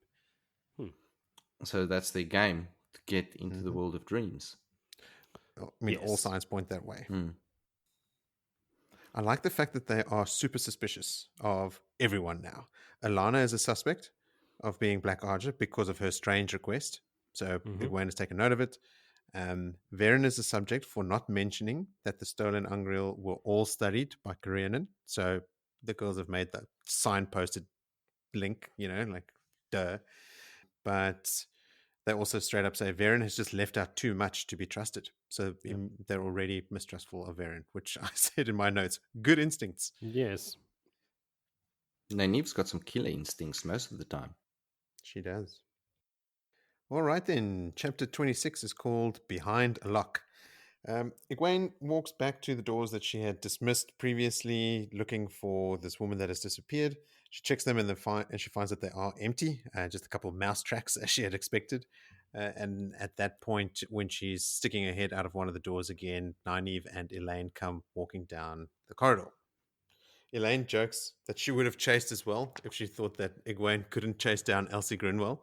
But Egwene explains that it isn't actually Elsie that has disappeared completely that she's looking for, but the woman that took her place, the woman that she had found instead, and that she's completely vanished without a trace, and there's no way that she could physically have made it out of there. Immediately, Nynaeve and Elaine are concerned. Elaine says, was it one of the Solus? But Egg sets them straight, and she says, no, this is a woman. This was a powerful Aes Sedai or something along those lines. She tries to convey the gravitas of this personality that she ran into. I took a note here saying again that I'm disappointed in Egwene for not checking for the ring, but I guess she was under some kind of effect, even if it Must is be. a natural effect of just complete and utter awe, which is hard to believe from Egwene, but here we go. I mean, there was a description about grey men. You wouldn't be able to point them out in a group of 3, but you could point this woman out in a group of 1,000. Like 1,000, she'll stand. she says. So not a grey man. Wow. No. So, I mean, apart from being worried, there's not much they can do about it. So they set off now for the library to go find this room that Elsie had told them about, or who they think was Elsie. Did you guys realize that the tower library is completely separate from the tower? Nope. No. It's a freestanding building. Because I sort of picked that up from the text here, and then I went to go read about the Great Library at Tarvalon, and it is separate from the tower proper, which means that the Brown Ajah quarters are not actually in the White Tower. They're above the library in its own building. After the tower itself, it's the biggest building on the tower grounds. Huh. Maybe that's why it's never cleaned. Well, probably part of the reason. Yeah. So along the way, Egwene is thinking of how there was something wrong about the woman that she encountered, and she chastises herself for seeing the Black Ajah under her bed. Wake up and smell the coffee, Egwene. It's worse than that. Yeah. That's not the Black Ajah. That's one of the, I almost said the Chosen. Am I turning? It's You one of are. the Forsaken. So when they finally get to the library, which, like I said, stands separate from the White Tower, they see a number of external doors that are not the main entry. So a bunch of farmhouse sized doors that are just the external entries for the workers, because apparently the Browns would get angry if all workers were just trudging mud through the library proper. So there's all these doors, these external doors that they actually can get into. And Nynaeve walks straight up to one of them and opens one up, and inside it's pitch black, right? But there's a very, very steep staircase leading down from this door, so down straight into the foundations and the subterranean levels of this library building. So as they come inside, and obviously it's very, very dark, Egwene channels a small ball of light to hover above her hand. And when Elaine sees her do it, she immediately copies her and does it again. So, like, we know this obviously already, but I think this might be one of the first times that we see Elaine, like, actively look at something Egwene does and then just straight up copy it. Jody's right. What are you going to say? Jody's shaking his head. No, she knows how to make the ball of light. It's later when Egwene hangs the ball of light on the wall and leaves it freestanding it's when this happens. Yes. You should have left him, Jody. We could have pulled him up on that next week. Yeah, he's just going to edit this out now. I have a note about the circular way in which they learn from each other, because Egwene does it by feel, Elaine does it by seeing, and then Egwene can repeat it by learning from Elaine again. Yes, it's very cool. Very weird, but very cool. Yeah. So Elaine just notes about how wonderful it feels, but Egwene again cautions her, saying, you know, don't get sucked in by it. Don't be drawn in. And my note for that is, that's so rich, Egwene. You are constantly tempted by the power. So they head deeper down this flight of stairs from the door down to a dusty corridor with doors all along the walls. Then they walk down this corridor for about 100 paces, and that underground corridor joins this underground hallway that runs down the center of the library at the bottom, that has much larger doors. Some of those doors look like they could fit on a barn and stuff. So there's some big things that they keep here under the library that necessitate large rooms like that. Ooh. So this main hallway is, it's got a higher ceiling and it's got the bigger doors. And at the end of this main hallway, there's a large flight of stairs leading down into it. And then immediately next to it, there's a smaller flight of stairs leading further down to a next level down. And they head down straight down that, and it actually meets up with another hallway beneath that one that is the exact copy of the great hallway above it, but with lower ceilings. And here the doors are much smaller, so they walk straight up to the door that Elsie directed them to, which I think you said, Villy, was the third door on the right or something. But as they're moving through the darkness, Egwene starts getting a little bit nervous, and she can feel a lightning bolt, or the potential for a lightning bolt, starting to form, which is obviously something that she learned from the Sean-chan. Yeah. And this is happening while she's holding her little white light. And she notes to herself that she's never tried channeling two flows at once, but that it didn't seem difficult to her at all. No. Which we know is actually quite a challenging feat for other Aes Sedai. And Egwene is already like, I think I could do this. I can do it by accident without even trying. Yes. I can accidentally summon lightning in this small confined space. Jody almost did a spit take of his beer there. Don't say shit like that while I'm drinking. So anyway, they get to this nondescript door, and it's exactly like all the other doors, except it seems to have what looks like a new chain and a new lock hanging from it. And they are completely exasperated by this. Like, oh, God damn it. None of the other doors have locks. And Nynaeve's getting worked up. And I think, is it Elaine or Egwene tries to calm Nynaeve down and said, no, don't get upset. She's like, no, I am trying to get upset because I want to channel. Yeah. And while this is going on, Egwene sort of tunes Nynaeve out, and she's looking at this lock, and she starts feeling like she can actually sense something about the chain and the lock, and her affinity with metal that we already know exists starts to come to the forefront. And as she's about to, like she says, I think the power is sort of vibrating at the same frequency as the constituent parts of this metallic chain or something like that. But before she can do anything substantial, Nynaeve's like, get out of the way, Egwene. And she turns around, and Nynaeve is standing there surrounded by the glow, and she's holding a crowbar, like a pry bar that she's conjured. Like, so just stuck in Brute her like force. earthly ways. Yeah, exactly. And then like Nynaeve looks at the crowbar, and she looks at the lock again, and she mumbles something to herself, and the crowbar like doubles in length. She murmurs something about leverage. Yes. She walks over and she jams it in there, and she gives it a mighty heave to like pull this chain, and it just basically crumbles to dust, and she goes sprawling on the floor, and the crowbar that she summoned falls on the ground, and it disappears. And Egwene says, I think I did something to the chain. And Nynaeve's like, well, you could have said something, still all gruff and worked up from their whole little thing. This is the first time we see old Egwene start messing with chains. A little bit of foreshadowing there. Loves the chain. So just right there at that moment then, Is this Mhm. not part of a training that she had with the Shongshan in finding ore and sort of Yes. getting into the molecules of material?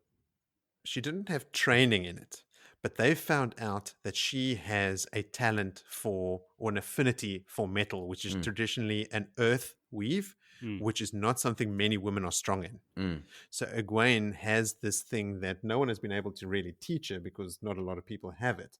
So yes, we know she has an affinity from her Sean-chan days, Mm. but I don't think it, because she's sort of feeling her way through this, like, oh, this chain Yeah. seems interesting. I think I can feel something here. She's not recalling a lesson or anything. She's mm. stumbling her way into how to actually alter the state of a metal. She broke the nucleic bonds of the atoms, and they all just Yes. Yeah. became particles in air, turned to Yes, something dust. like that. She has practice because when she was with the Shawnshan, they took her, when they found out she had this affinity, they took her to mines around Felmay to go and delve into the rock and feel for the metals. They made her practice Mm. it. Maybe they didn't give her Yeah. specific lessons, but she has this. She has some practice of delving and finding these mineral particles, which she Yeah. I fiddles should around with in the definitely chain. remember that. I mean, they Oh gave her yeah. a treat for Mm. that. They gave her a piece of the rock to look at in the room. Oh Yes. wow. Yeah. How benevolent of them. Mm. Mm-hmm. So they've opened the door and they're into the room, and it's just dark and dusty with not much to see clearly. And this is where Egwene then walks over to the wall, and she just sort of intuits how to attach her little light to the side of the wall. Mm. And that's where Elaine sees Egwene do it, and then she sort of copies her, and she walks over and she does it again. And Egwene is like, oh, okay, cool. I can actually see Elaine do it and learn it properly without just feeling it. So there's this little cyclical loop of how they learn from each other. And Egwene is quite confronted by it. It's like, Elaine's learning from me, but I'm learning from her. Yeah. This is weird. But I mean, it's super useful. Yeah. Hey, it's the result that matters at the end of the day. In that, I suppose. Absolutely. This is a trend with these Eamon-Field channelers, Rand as well. Like later on, when he's hanging out with the Usherman, he'll just do stuff. And Logan actually confronts him later on, saying, like, what, were you keeping those weaves all for yourself? And he was like, dude, I literally just did it by instinct right now. I had no Yeah. idea. And then Logan will do it, and Rand will watch Logan do it and be like, oh, okay, that's how it's done. Yeah. But Rand has a cheat. Yes, well, of course. But He has an Age of Legends Aes Sedai in his head. yes. So now that they're in this room, they got their lights affixed to the wall, they can see that in the middle of the room, there's basically just a big pile of bags. And when they look at the bags, each one seems to have a tag on it. And each tag has one of the names of the sisters of the Black Ajah that disappeared with Leandrin. They start rifling through the bag. I mean, they just unceremoniously just dumping the stuff out, right? Like I thought about it, like, okay, cool. This is almost handled like a crime scene, but nope, just No. open the bags, dumping the stuff out. And they find odds and ends, a shoe, a sock, like weird shit. And then in almost, I think they say actually in every single bag, there is at least one little thing pointing to Tyr. There's the schedule of ships, or like a ship's manifest, a ship that's scheduled to leave for Tyr the next morning, or the morning after the Aes Sedai disappeared. There's a, what is one of those tourist books like let's do Thailand, let's do Tyr. Like Yeah. it's like titled something like things to go see and do while in Tyr. Like it's just like this again, ridiculously obvious trail of breadcrumbs. And the girls, after going through all this stuff, they note that they're like, Yeah. this is so obvious. Like either they just didn't care, like they were so cocksure about what they were doing, they didn't care that anyone knows they're going to Tyr, or they want to make it so obvious that someone should think that they're going to Tyr because they're not going to Tyr, or they are actually going to Tyr and they want to lure someone there and set a trap for them so that whoever tries to follow them is dealt with. So I mean, they have so little to go on. I mean, they've given this what looks to be a wealth of clues, but they have so little to use for the motivation why these clues would even be there for them to find. So they're sort of like umming and eyeing about it a bit, like they can't make up anything. And then they realize, okay, look, we're going to have to get back soon because we have a shit ton of pots and things to scrub as part of our punishment. So Nynaeve, she shoves a couple things in a bag. And to me, it sounded like a hodgepodge of things that she stuffs in a shirt and wraps up. But I would have thought she took the things that maybe specifically pointed to Tyr. She took that book because she wanted to give it to the Brown Ajah because they would want it. Yeah. Observations on a visit to Tyr. There we go. Let's do tier. Let's do As tier. it's known on Open. the forums. It's like a What are those ticket open tour top magazine. buses? Yeah. Yeah, red bus tour. So they stuff a couple things in a shirt that Nynaeve's going to go hide in her room, and they head off, and that is the end of the chapter. There's a lot of clues in these bags, like a cloak that is almost good enough for rags. There's very specific stuff, which comes up later in the chapter. I think we'll just leave it for then in the next 2 chapters or something, where this all comes to fruition. But we'll leave it for then, I suppose. But a lot of little obvious bullshit in these bags. I'm pissed off with this chapter, to be honest. Like, Let's hear seriously. it. This is the 3 girls that got themselves caught by the Straunchan, listening and just going head first into everything. And they just get this little whisper by, okay, she just disappeared, so it cannot be Elsie. It was magically a different woman. So what we should do is listen to her and run straight into a dungeon and break into a small door that's got Very a good massive point. chain on, because this seems fucking on track. Like Yeah. When they're down in the bowels of the tower to go see like Matt get healed and stuff, they're sort of like jumping at shadows, going, "Oh, we could be led into a trap. What if she and they're ends walking Black the Ajah?" die, and there's 12 other sisters. It's And from what I remember, there are multiple confrontations in these like dusty storerooms in the dungeons of the tower and the library and stuff. Like later, when other sisters in the tower are tasked with like interviewing individual suspects that they're trying to figure out, it's all done in these rooms. So there's like a lot of nasty business being conducted down here. And you're right, Villy. In this instance, they just bowl straight in there. Like there's no consideration for their own safety. Sorry, that's just you didn't learn your lesson the last time. They should have put a collar around all 3 of their necks and kept them 2 weeks longer, because maybe then they would have learned. They are impulsive. It's that horror film trope. Okay, well, maybe you just said that impulsive there. Maybe that's part of Lanfear's ploy there, to spread her poison to make them rush to it, like not think clearly. Well, that does come up in another chapter. I don't know whether we should discuss it right now or just wait for the chapter. Look, there's not a lot else to discuss in this chapter, so let's quickly Let's just build on it. Let's just go Swan for it. later will confirm some of the things that we are going to discuss here, right? So, what do you think has happened here? I'm honestly, I'm lost. I'm lost by the reason for those bundles and the reason to throw them on, because either which way, everything is pointing at Tia in this book. I mean, even the cover is pointing at Tia. So we know that's where we're going. What Jody and I are alluding to about the later chapter is Swan straight up saying that the stuff that the Black Ajah members left behind was burnt. Yeah, everything was burnt. Everything was scrapped. Like, those little bundles were made by who? Is this Lanfear's little orchestration of manipulation? Did Lanfear set up this room with these obvious signs pointing to Tia? But why? Is she trying to fuck with the Black Ajah? I don't know. Is she that subversive? She's got her own plans. She's got her own schemes, because later on in my chapter that comes up next, when she's talking to Egwene, she does mention that Ishmael's a fool because he thinks no one else is having their own little subplots and stuff. So she has her own plot. So this is definitely her doing. She even says to Egwene, like, "Oh, you made it eventually." Like, "Oh, here you are in the Stone of Tia." So she's pointing them to Tia. What for? I suppose we'll find out later. Let's get into the mind of Lanfear. What is her number one goal? She wants Rand. She wants to have power with Rand, and Rand's going to have power if he has Kalandor. Yep. So what benefit does she gain in getting them at Tia at the same time? It doesn't seem to be she's in the Black Ajah plan there. That just seems like a rogue. Maybe she's fucking bored. Thousands of years doing nothing and fucking all on her own with Grolm in the dream world. Maybe she's just so bored, and now she's in the tower. She's like, how can I fuck with their plans better than just messing with them? Maybe, listen. Okay, maybe she knows. The Black here we go. The Black Ajah are going to Tia to stop Rand from getting Kalandor. Obviously, in my mind. Okay, she wants Rand's friends to go down there and back him up so that he does get Kalandor. Because she wants him to have Kalandor so that two of them can rule everything.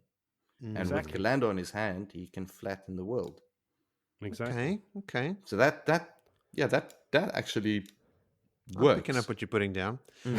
She's helping foil the Black Ajah as long as the Black Ajah are trying to fuck with Rand. Yeah, because her plan is Rand and me, not whatever the fuck Ishamael and the Black Ajah are up to. Their plans are irrelevant. But should the Black Ajah not be trying to push Rand towards the Dark One? Yeah, but if he's got Kalandor, then that's going to be Infinitely harder. it's going to make things harder for them. Okay, Joe. I mean, that will certainly. I mean, it was a big head scratcher for me right now as well, Villy. Like, I didn't understand what the point of all this was, but I mean, that fits. So, if any of our listeners have a better idea, if it's ever revealed later, please put us out of our misery. Make us do some callbacks. Please. This is one of our pretty straightforward chapters, right? They find the stuff, they go back, ready to scrub pots. So let's move along. Let's not dilly dally. All right. I agree. So chapter 27 is called, this is a biggie. Tel Aranriod. Joseph, enlighten us. So yes, we join the Egwene and Nynaeve and Elaine. They're all in Egwene's room that night after completing their spot crubbing. I was going to say, What is it? Pot crubbing. I've said it so much now. Pot scrubbing. Jesus, I couldn't say it. I literally could not say it. Pot scrubbing. Okay, there you go. What beer are you drinking there, Joe? I don't know. It's some Madrid beer that I'm not used to. Okay. Just get some water. So they've completed their pot scrubbing for the day. And while they were in the kitchens, they were visited by several Aes Sedai during that period. Varen came, Alana came, Elida, Sheriam, and Anaya. Most of them were just there to stare at them sternly. Varen came and was all absent-minded. I think she's pulling a total Grandmaster Pycelle, I'm stupider than I look move here, speaking out loud. Have you found anything? Like what? In the spots we're scrubbing? What's the point here? And so being very loud and obvious in the kitchens. Don't know what the motive is behind that. But the other Aes Sedai just came and stared at them. And they were like, well, there's no reason for Sheriam to be coming in here and looking at Accepted. She's mistress of novices. So that's a bit weird. Elida, maybe, because she wants to keep an eye on Elaine as the daughter heir. Like, there's some reasons.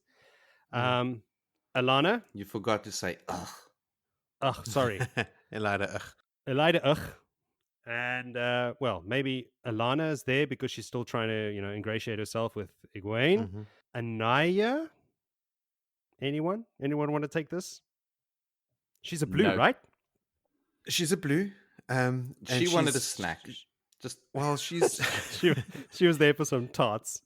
She seems super invested in figuring out whether Egwene is a dreamer or not. Okay. She seems very interested in dreamers. Remember, Anaya was also the one that healed Varen after she came out of Tel Aranriod. Could be because she's also like anything dream related. Anaya seems to be at least, superficially interested in. A field of study, probably. She's a blue. So she came to watch Egwene scrub pots and not say anything to her? Maybe come in, check up on her. I don't know. Just checking up. Okay. Isn't there saying somewhere earlier that the pot scrubbing builds character and lets you reflect on everything? So maybe they expect there's a little bit of wisdom that comes into them while they're busy scrubbing away. Well, I tell you, I think a lot of cool shit while I'm washing dishes. So this could be another thing. Epiphanies. Yeah. We've all been there. Yeah. Except Billy, he doesn't do dishes. I had an epiphany last night while I was on my hands and knees with a dustpan. I have to take these pizza boxes and put them in the bin. Dishes done.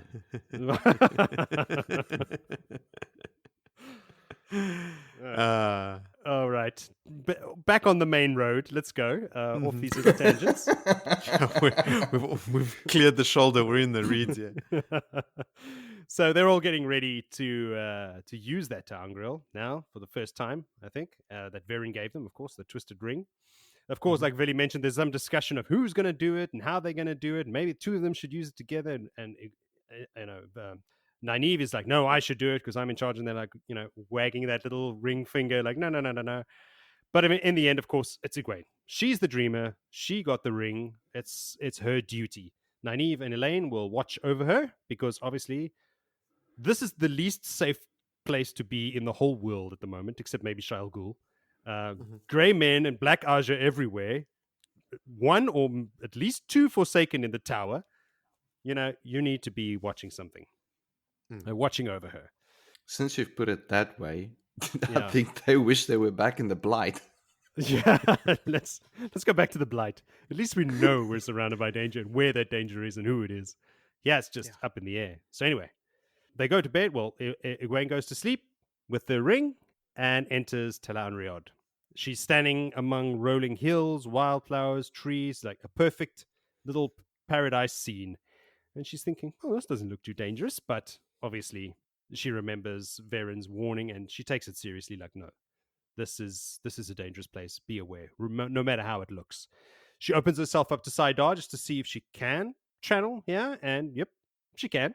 She even fucks with some butterflies with little flows of air. Made me wonder when she assumes the void, when she embraces Saidar in Talanriod, does a glow appear around her body in the bed? Because the other two don't mention it. Don't know. I don't know. Just a little side thought. Call back. Oh, God, sorry. So many callbacks. Anyway, just a thought. So she takes one step in the world of dreams, and suddenly she's in a hallway in an inn. So traveling over here seems pretty easy for now. She knows she's in an inn because she's the innkeeper's daughter. She knows an inn when she sees it. And she's walking down the hallway and she opens a door to one of the rooms and she sees a shaggy-haired youth who turns out to be Perrin. Now, Perrin has chained himself to a pillar and he looks like he's dozing off and sleeping, but she notices that his muscles are straining as he holds on to the chains that he's got around himself. And on the floor is a massive dog, which she mistakes, for a dog, which is actually Hopper, guarding him. And when Hopper notices her, he gets up and starts growling and wants to attack her. Hopper doesn't know who the fuck she is, like friend or foe. He's protecting Perrin. So right before she gets eaten by a wolf, she screams and wakes Perrin up. And Perrin screams to her like, Egwene, no, and Hopper, don't. And the door closes and she finds herself surrounded by darkness again. Question, what? Yeah. Huh? As soon as I got to the wolf bit there, I was like, okay, cool, this makes sense. That's Hopper guarding Perrin in his dream. But why is he chained? Chaining himself? Yes. What? What is that doing? Don't know. Oh, Moritz, God damn it. Three of us, we don't know.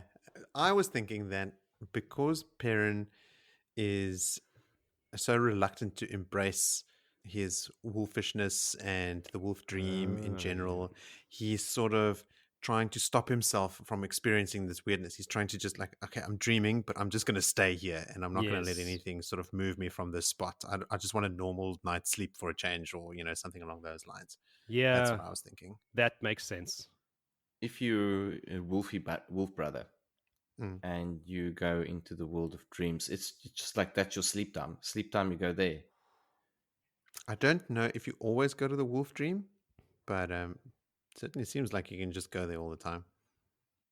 You don't read about Perrin's dreams that are not the wolf dream. So maybe he's bolting himself to the room so that he doesn't shift from one place to the other place and see this guy's plans and plotting and sort of dream traveling around the show. Just to have a normal. I mean, he's busy sleeping, right? Yeah. So even in the wolf dream, he's also sort of dozing. Yeah, I want to sleep. I'm just tired. So he just wants to have a fucking normal night's sleep, guys. Please, for the Christ's sake. Totally. That makes perfect sense, Moritz. All right, now I get that. Sometimes the simplest answer is the right one. Yeah, he just wants to rest, please. Yeah, because I mean, the last time he was going through hallways and then he meets some strange lord who has his skin ripped off him and he gets splattered in blood. Like, yeah, doesn't want that. Just let me sleep for one night. Just leave our beefy boy alone. All right. Yes. Okay, that makes sense. Beefy boy needs a sleep. Gotcha. Beefy boy is a sleepy boy.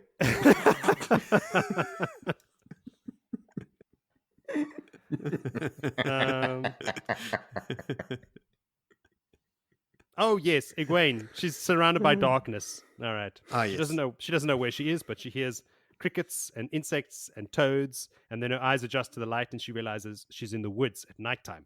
She sees the stars and the slither of the moon. And then she sees a campfire, glowing in the woods. So she walks towards it and she finds Rand. So Rand is obviously still on his little mission of being chased by dark hounds. Clearly, you two. I don't know why you ever doubted that. But he's over there and she's like, hey, Rand, it's me, buddy, old pal. And he's like, no, don't try and pull this shit on me. He obviously thinks that this is Ishamael sending another vision to him to trick him into doing something. He knows it's a dream and he thinks he's being tricked. Apparently, we learn in this part that he sent visions, well, Ishamael sent visions of his mother, who gave him some food that was laced with poison, his father that wanted to stab him to death. So he's super, but he's pissed off that he eventually sent someone with Egwene's face. And Egwene's trying to convince him that, listen, it's not a dream. I'm not part of something, some plan or whatever. But of course, he doesn't believe it because, listen, he's going insane. He hasn't slept. She even notices in the dream that he looks exhausted. He's been on the run for, I don't know how long it's been now. Do we have any idea? Days, weeks? This could all be happening at the same time in different parts of the story. So, don't know. We'll find out soon enough. Anyway, this is also he whips out in defense his sword made of flame. Is this the first time we see that sword? Because that plays a prominent role. His heron-marked flame sword. What I noted this time about that flame sword is I've always pictured, your classic flaming sword, like it's just a hot sort of like middle with just flames coming all over it. But the description here is that the blade is a single flame. Yes. Which conjures a much different image of like a static blade, almost like a lightsaber. I don't want to use the word. No, I don't want to say lightsaber, but say laser sword. A laser saber?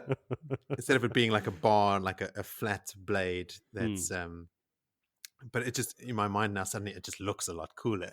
Yeah. Like one long sinuous flame as its blade. And does the flame also have a heron mark on it? Yes, there's heron. You can actually see the heron mark in it. So it's like beautiful. The ghost of Tam's sword. It's the best. Yeah. But anyway, he comes at her like she's afraid now, and she's like, listen, being her stubborn Egwene self, you will listen to me. Sit down and shut up. So she wraps him in weaves of air, and he spins the sword in his hand and cuts her weaves. And this is another first time we see that maneuver being pulled. Somebody channeling at you with weaves and you being able to cut those weaves that recoil on the channeler themselves and like push her back. So yeah, another first. There's a lot of, and he even mentions, I learn fast, like he's...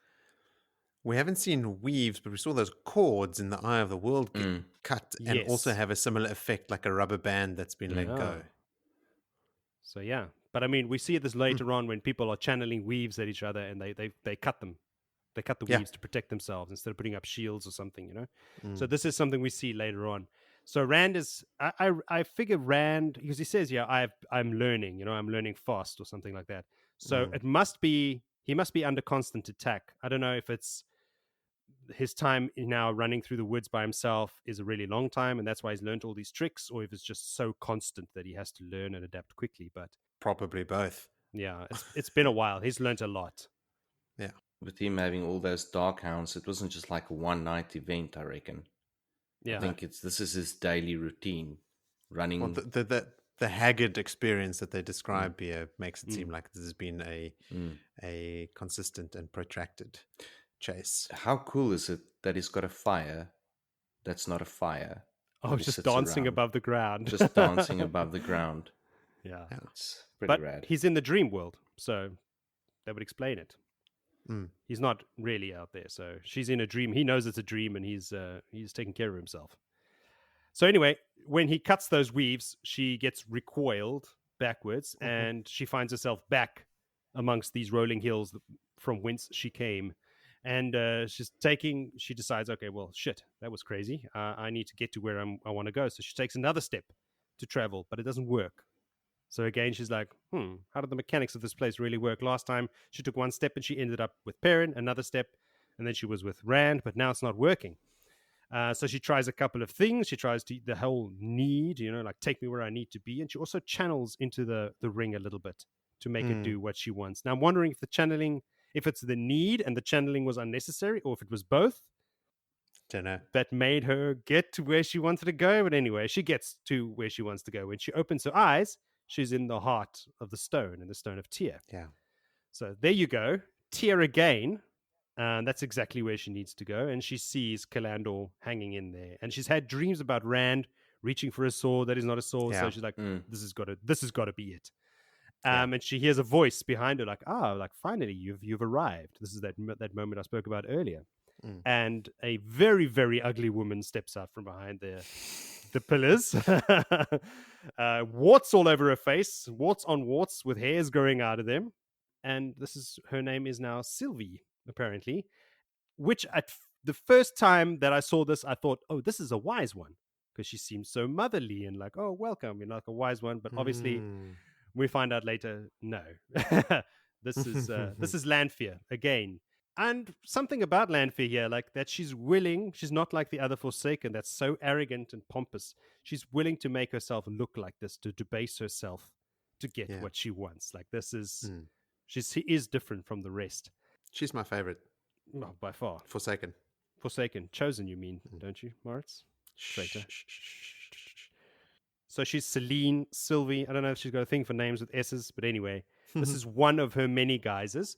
We find out during this interaction that she is using this guise to get into the heart of the stone in person because she's posing as a servant. No one else is allowed in the heart of the stone and nobody notices a servant. So she's posing as this dirty, ugly old woman to be cleaning the heart of the stone during the day. Well, she says this. Yes. I assume it's true. True? I don't think that she would lie about this. Why? To Egwene in a dream?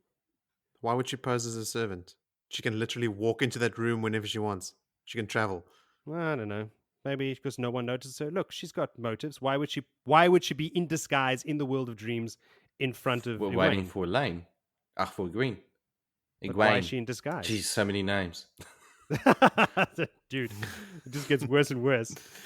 I don't know. I just meant that, like, she says that she's a servant, and that she's painting a picture. She's in disguise. She is hiding her true identity from Egwene. So, pretending to be a servant in the heart of the stone could explain why she knows so much about it when she imparts that knowledge. Well, look, the Black Ajah want to be there to stop Rand. Shamael wants to be there to take the sword that is not a sword. Lanfear wants to be there to be with Rand when he does take the sword. Like everybody wants to be there. This is the eye of the world of this book. It's the hip new joint. It's Everyone the wants hip to new be joint. there. Yeah, except the lords of Tyr. Like no one. They don't want to be there. They're too cool for this club. One of the other things that she says is that to call Ishamael a fool and to call the Forsaken fools is a way of taking power away from them. And she even gets Egwene to say, like, Baalzamon is a fool. And she's like, yeah, it does feel good, actually. Like, yeah, and that's a lot of these things that she says during this that makes the first time reader realize that Sylvie is not Sylvie, that she's someone else. Yeah, that she's at least a Forsaken. Maybe you don't know in the first read that it's Lanfear, but yeah, she's not who she says she is. So she's posing as the servant. So Egwene actually uses the one power to kind of delve and probe the Kalandor, and finds a barrier around it. Because Sylvie actually also just turns around with a stick and tries to hit it, and it stops like a foot short, as if it's hit a barrier. And so Egwene's delving it, and she finds what weaves they used to make it. They used air and fire and spirit. But there's also gaps in that weave, which she realizes later on is like, oh shit, they used Sidene as well to create this. So it was both of them used the same, men and women channeling together. So a lot of this gets figured out during this little delving. How long has that sword been hanging in the sky there? Thousands of years. Since when? Since after the breaking? Or before? Is it after the breaking? Look, since it's been hanging there, I don't know. But I think since it's been hanging there and since it was created are two different times. It's got a flaw because of the taint, right? So it was made after the Dark One escaped. Is that flaw because of the taint? Is that confirmed? Oh, I don't know. I just assumed. I just know it has a flaw. Yes, we know it has a flaw, but I can't remember why it's flawed. Could be the taint. I mean, that makes sense. But this is where I play the callbacks jingle. Yes. I'll record that little singing callbacks jingle for you.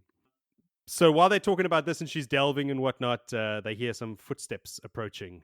And Sylvie says, like, "Oh, here he comes again," to stare at it. So Ishmael, I suppose, is coming here to come and have a little moody emo stare at the sword that he cannot touch, that he wants so badly but cannot have. So she says to Egwene, like, "You better get the fuck out of here because this is not a good place to be right now." And Egwene's like, "I'm trying. Yeah, I want to go, but not possible." Huh? Does Sylvie say who's coming? No, she doesn't. She just says he. Mm-mm. But I assume it's Ishmael. Could it be Mm. Belal? Could it? Don't know. We'll find out soon enough. I suppose. I don't know who it was. I figured it was Ishmael because he's in the world of dreams a lot, and he thinks that he is the Dark One and he deserves everything, and he should be the one that's wield Kalandor and all that kind of shit. So I don't know. But you have a point. It could be any one of the Forsaken, men Forsaken, because she says he specifically. Yeah. Anyway, Egwene can't get out of there. She's trying to, channel or trying to think of a need to get out of there, but it's not working. And Sylvie / Lanfear is like, "Oh, my girl, much to learn you still have." And puts her little. She grabs the stone ring in her fingers, and Egwene's like, "Hey, you can't touch that." And she channels into it, I imagine, to make her to go back. And Egwene is her world disappears in pain or something. Because this is the only ripped from the world of dreams. Yeah, ripped from the world of dreams. This is the only way the Forsaken know how to do anything is With painfully, force and pain. Force and pain. Like there's no other way. Or that could just be Lanfear being really just like, having fun. As we said, she's bored. She's been locked up for a long time. Yeah. She's just, this is how she does it. Yeah, a bit bored, I suppose. So Egwene wakes up again and she's back in her room, but she wakes up screaming in the bed in pain. She's covered in sweat. Nynaeve and Elaine are there, and they calm her down and tell her, look, she's back in the real world, to chill out. She tells them what happened. She leaves out the part about Perrin, because she thinks to herself that's Perrin's secret to tell. But it is a very Aes Sedai thing to do. If you can trust anyone, it's Nynaeve and Elaine. Yeah. And leaving out information like that is a pretty Aes Sedai thing. But she is also right. Like, yes, outing someone is bad. That is Perrin's. I don't know, his fate, his thing that he needs to communicate with whoever he sees fit when he's ready. There's no benefit in them knowing with regards to their quest or their purpose or their mission. But it is noteworthy that she holds it back from even her most trusted friends. Yeah. So anyway, they have a discussion afterwards. After she explains everything that's happened, she was in the Stone of Tyr, blah, blah, blah. Tyr. So they decide then and there that, look, I think it's time for another road trip, girls. We got to this hunt for the Black Ajah is hitting the road. We've spent enough time in the tower here scrubbing pots. It's time for us to leave. So the question is, should we leave right fucking now? Like one of the Nynaeve is like, should we just go right now? And they're like, okay, maybe we should just have one night's sleep before we hit the road. We ran headlong into this potential trap. Nothing happened. Should we run headlong into the next one? Yeah, should we run headlong into every trap until something happens? Until we'll all die. Yeah, perhaps then. Yeah, but anyway, they decide for better, I imagine, that they should have one night's sleep before they hit the road, and that they figure like how they start planning the logistics of it, because they have the letters that Swan gave them, so they will be able to leave the city and get help along the way. Elaine doesn't, of course, have a letter, and as far as we know, Swan doesn't know that Elaine knows as well. So she wants to write a letter to her mother as well. Just the last time she disappeared from the tower without letting her mother know, it was a big thing. So she knows now. But of course, they can't just give it to anyone. Someone's going to read that letter, and she can't write anything in it that's going to give it away and all that kind of stuff. So that night, they decide, like, look, we're all freaked out. It's dark. It's late. I don't want to go back to my rooms. Literally, if you walk out that door, someone's going to try and kill you. Probably. There's dark friend out there. There's a Black Ajah. There's a grey man. There's somebody's out there. So they all sleep in Egwene's bed that night for the last time. And right before dozing off, Nynaeve has a little giggle because she's thinking to herself, I just thought of the perfect person to deliver that letter. Someone in the tower right now who can't wait to get the fuck out of here. And that's how we end this chapter. And the next chapter begins. I love that ending Me because too. Nynaeve says she knows that this person will do it, and she says, "I'll bet on it." Yeah, I'll bet Yeah, on it. yeah,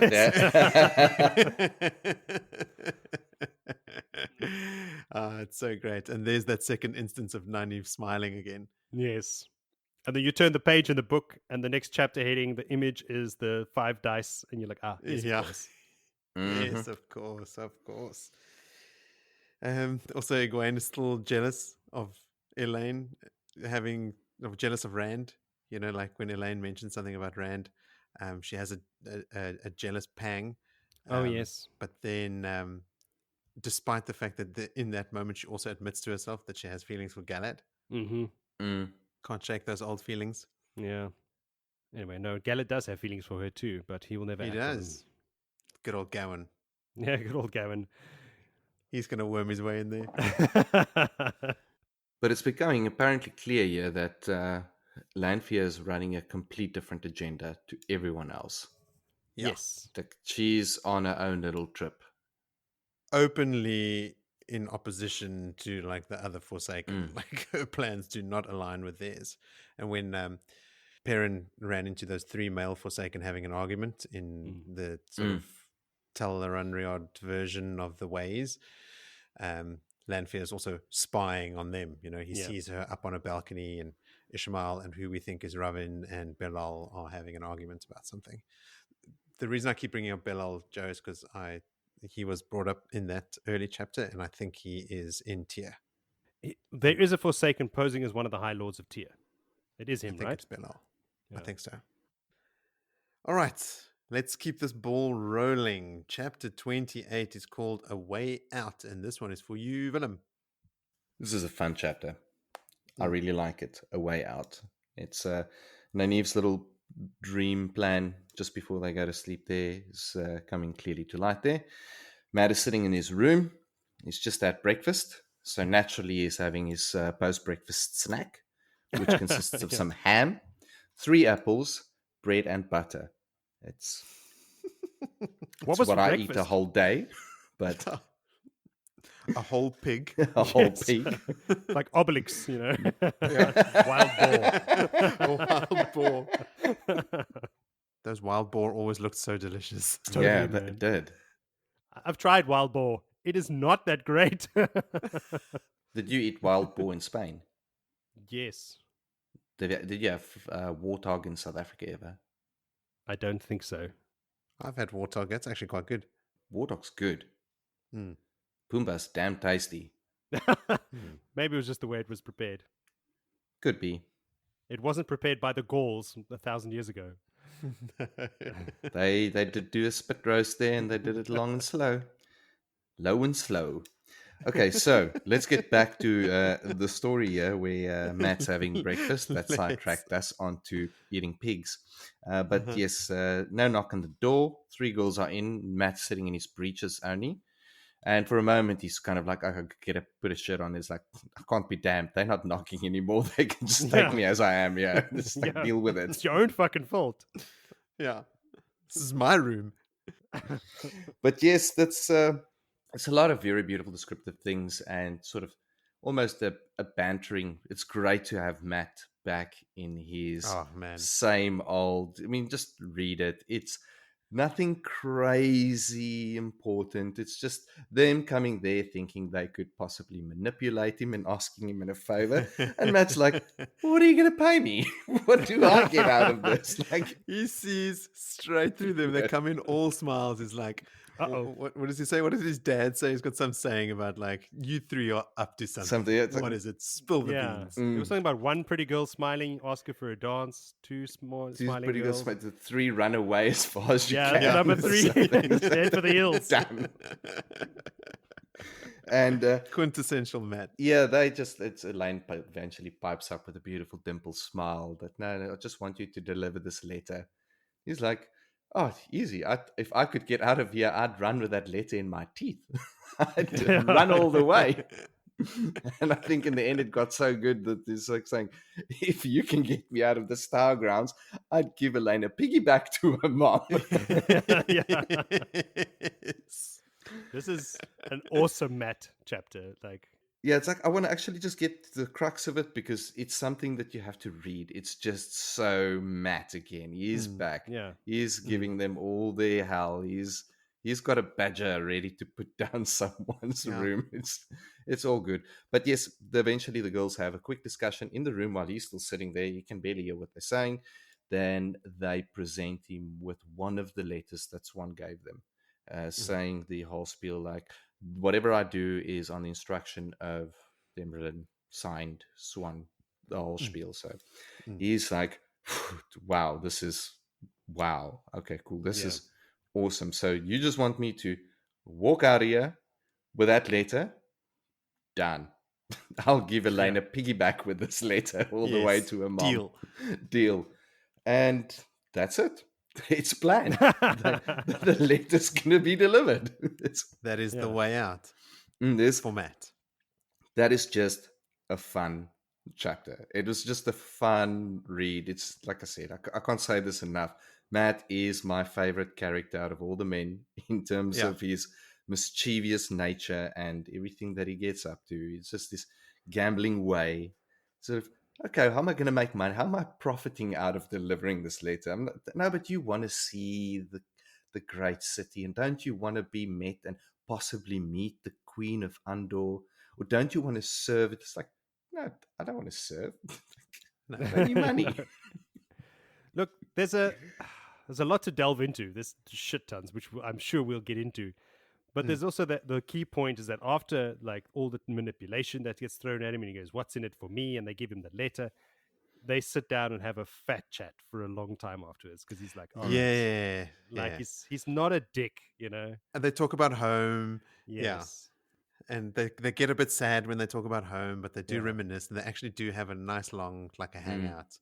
Yeah, and when they leave, he's sad to see them go at the end of the end of the chapter. So, like, while in the beginning it does seem like he's being mischievous and like, "What's in it for me?" selfish and whatnot. He's a good oak, and he misses them, and he's just terrified. Absolutely. He's terrified that they're becoming Aes Sedai. Yeah, I like that how he prompted it. Like, yeah, I'll dance with you all. And he calls them all pretty, like to their face. Like he's not shy. No. In this chapter, we hear it's only been 2 days since his healing. That's what I wanted to bring up. The girls are now planning to leave. Yes. They've been back for 3 days. Yes. Quickly got raised to accept it, made an example of, and now they're going to go. Got raised to accept it, got a bunch of books, led by Lanfear on a fake trail, and they're out of there. It's like, sorry, got a jet. Pot scrubbing, fuck this noise. Are we out of here? Yeah. I think they've done enough pot scrubbing for several months. So they've paid their dues. Off we go. But it really does go quickly, hey? Like, I mean, bang, bang, bang. Grey man, raised to accepted. Matt's behealed. You know, going to, discovered the whole world of dreams. Cool. Meta forsaken. Okay, let's go to Tyr. Cool. So much has happened. All of those things happen, and then it takes from book 8 to book 11 for Perrin to find Fail in the snow. Like, Jesus Christ, you could have done that in a paragraph. Yeah, we were really spoiled for choice up front, and then when it drags on in the back, we get all indignant about it. But I mean, that's really probably the more appropriate pace. But Matt he was on it when Nynaeve said, we want to ask you a question. And he's like, hold up. Uh-oh. Nynaeve doesn't ask questions. She tells, bullies, or demands what's up here. And then you do. He's sharp. He's confident. He's cocky. He's skilled with the quarterstaff. Like, he gets all those like battle tactics memories and stuff. Like, later, he's just loaded with all these traits that are just really, really fun and cool to read about. You know, like he's I can't remember, like, apart from, I mean, he paid his dues. The first 2 books, he is in dire straits, right? And he is actually quite unpleasant to be around most of the time. So he's paid his dues up front. But from that point forward, after his healing, from here, you know, I don't remember Matt ever coming across as like tortured or brooding, or like he might have like mood swings and stuff, but he is always, whenever you read about him from here on out, it's like stoked, a Matt chapter. It's almost Fun. a relief. Like this is not him like questioning his own sanity because he's being confronted in his dreams by some man with flaming eyeballs. This is just Matt gonna Matt, He's like just Matt's rolling gonna with it. be himself and just rolling with it and rolling with the punches, and then still like achieving incredible feats of bravery and prowess that are just, I mean, that literally mouth-watering. save the world later on. Yes, And he doesn't stop paying for his dues when he meets the elephant and the eelfin. I mean, he gets hung by his neck for dead. He loses an eye.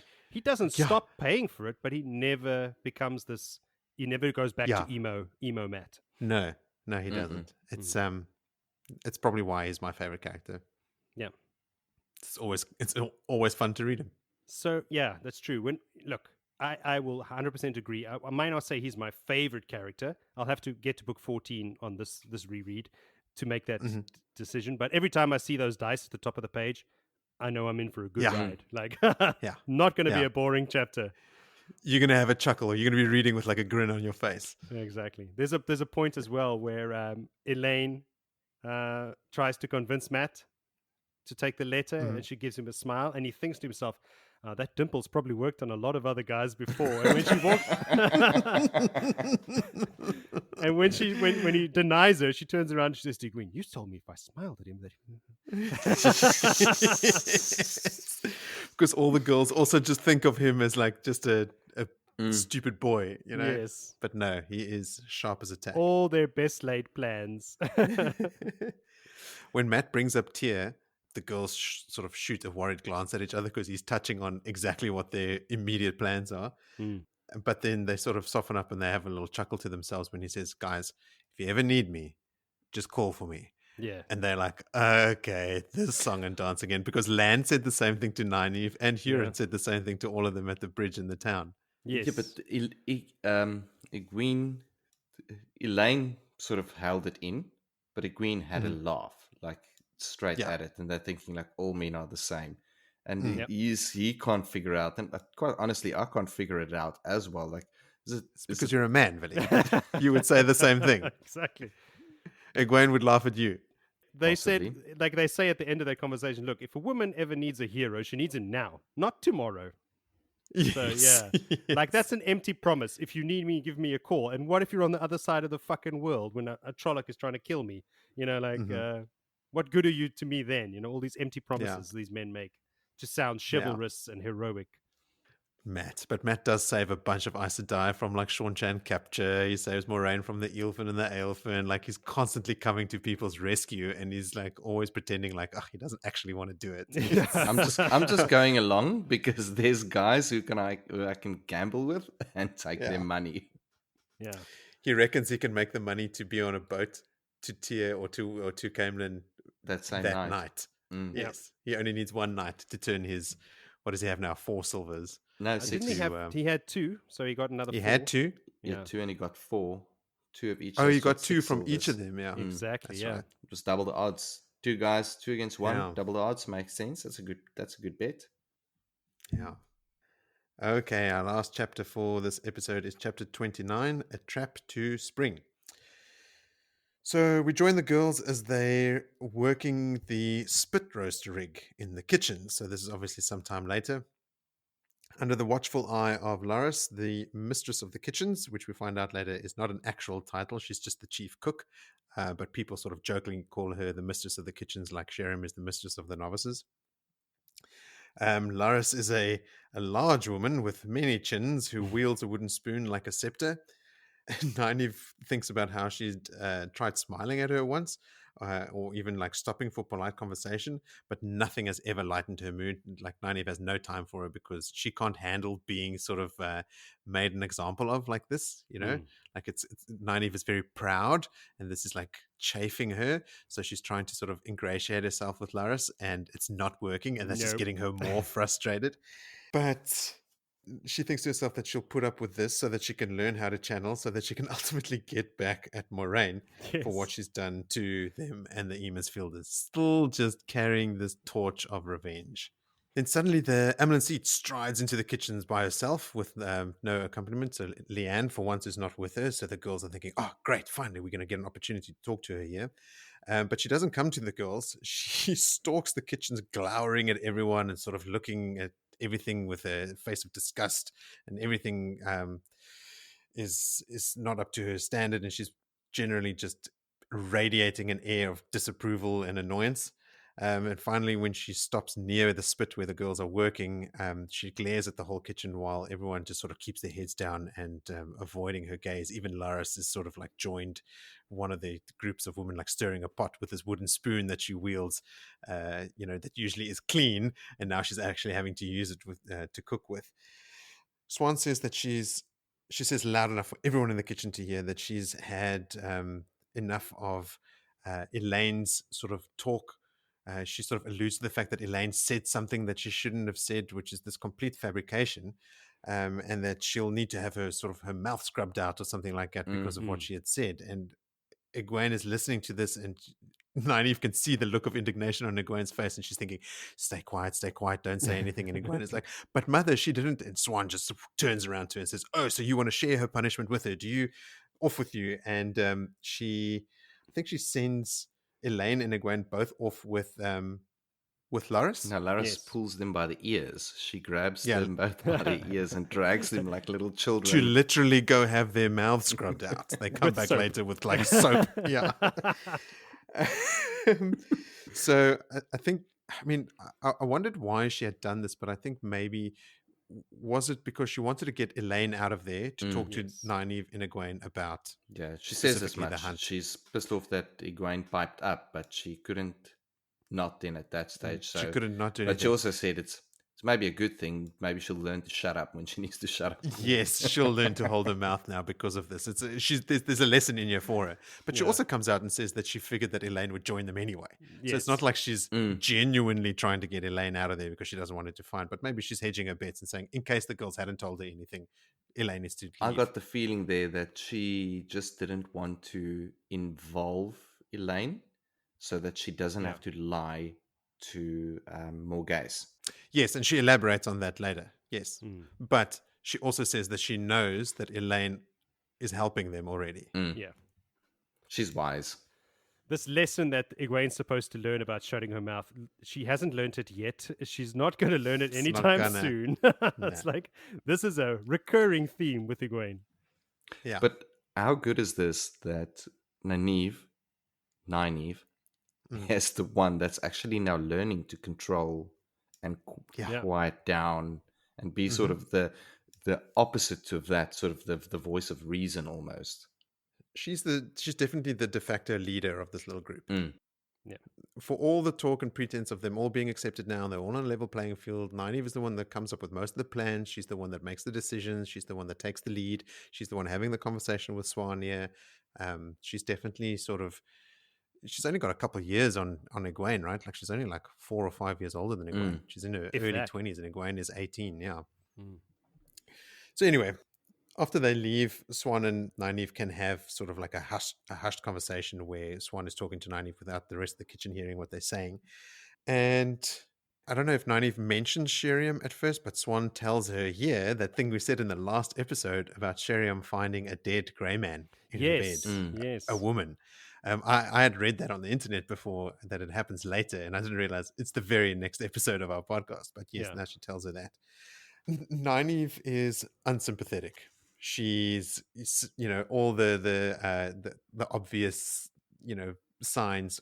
I say obvious, but it's quote unquote obvious signs pointing to Sheriam being in cahoots with whoever killed the grey man. All those what we seem to think are obvious clues have definitely led Nynaeve to be skeptical and mistrusting of Sheriam. Yeah. So she's unsympathetic about it. She notes that Sheriam had a chance to see Egwene's notes from Verin, and that also Elida did, and that Alana behaved oddly.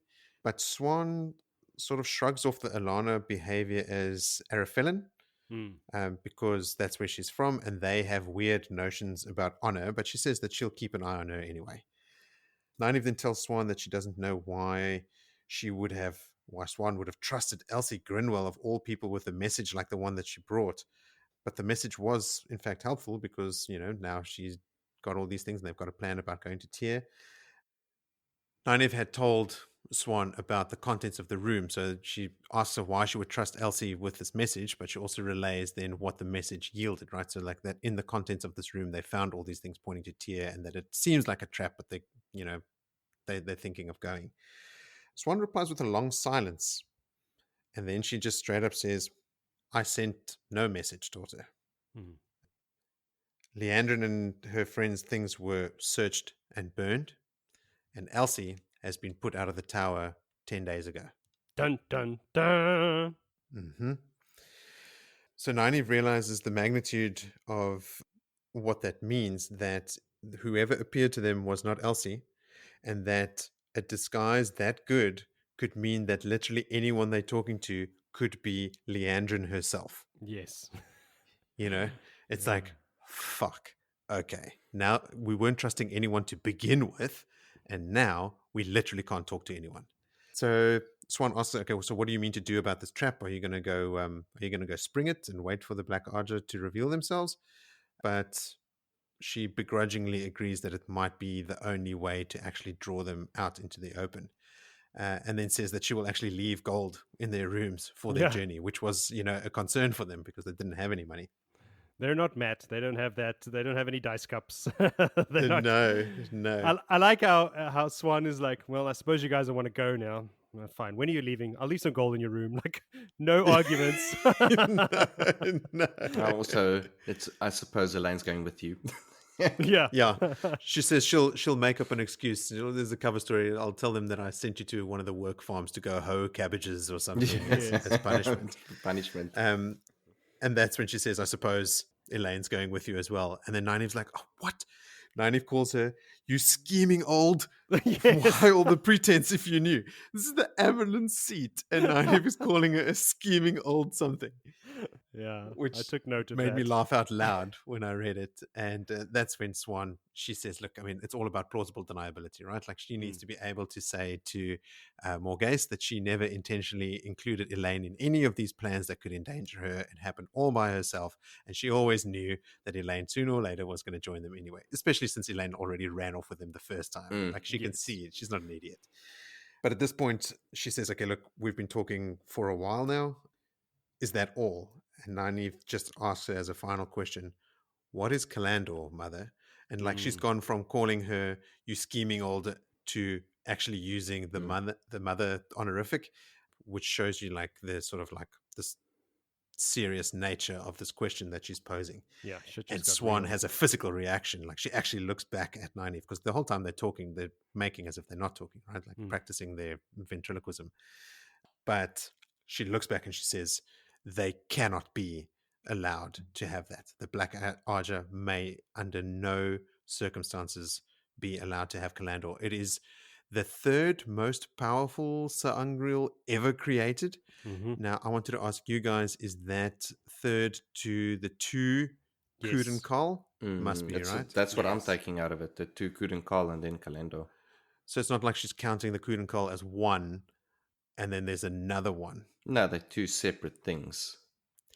Now, this is going to be, Villy, this is going to sound absolute Greek to you, and Jody, you might not remember this at all, but apparently, I think it's Demandred brings from Shara another Sa'angreal that's like this goblet that fits on top of a scepter. It's these two different parts that are put together, and apparently it is also like this immensely powerful Sa'angreal. It's parts of it is for thousands of years or however long were in a cave guarded by one of the worms from the blight that as a young worm made it into the cave and then fed on people that came in there and grew too big to leave, and they can't be killed by the one power either.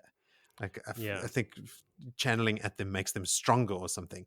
And it wasn't something that Agenor had ever intended to be used in battle. It was just like literally trying to create the most hideous and dangerous thing he possibly could. And Demandred sort of like praised himself for being able to actually get past it and get to the thing. That's how Demon Dread proves himself to be the savior of the Shara by defeating that thing Ah, and that's right. getting that sangreal. It's got a That's why they crazy, also follow a him. foreign name. I Right. can't remember. Okay. I read this because this is a short story or something. Oh, is it? Demon Dread's time in Shara Mm-hmm. is in a collection of short stories. I can't remember what it's called now. Oh, I'm going I'll to go have- find it. Yeah. See how I didn't comment anything there? Because all of that was not Greek, but Latin. Yeah. Well, you could understand Latin better than Greek, I think. But listen, Yeah. you can go find it. It's not going to be anything spoilery. No. Anyway, so I was trying to figure out, like, had Robert Jordan figured out that thing yet? Is that counted in Swan's list? Maybe she doesn't even know about it at all. Who knows? Anyway, Yeah. the Kuden Call and then Kalandor. Kalandor is, the message to take away is Kalandor is crazy powerful, and the Black Ajah cannot be allowed to have it. She says there that, I think Swan says here to Nynaeve that it's in the Stone of Tyr, and Nynaeve says, but I thought that the Great Lords hate anything to do with the One Power. And she says they do. And they actually, that when a lord is raised to High Lord in Tyr, it's done in the heart of the stone, sort of in sight of Kalandor. That ceremony is called the guarding of something.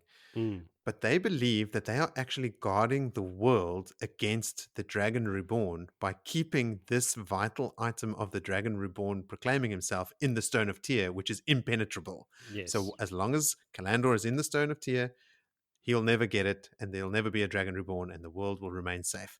And it also comes out that within the Stone of Tyr, probably within the heart of the stone somewhere, they house nearly as many Terangriel as the White Tower itself, Yeah. which is a vast repository in that case. They've been collecting them for years and They years have. and years. Everything they just get shoved in there. And she says she thinks they get the sense that as long as they're controlling these Terangriel, keeping them out of circulation, they are in some way diminishing the One Power, which is this thing that they fear. And then in a few chapters, Rand just walks in and takes everything Mm-hmm. in 5 minutes. And then they cart out all those Terangriel. Yes. Like, thanks, guys. We'll have these now. Thank you. All in one spot. How handy. Yeah.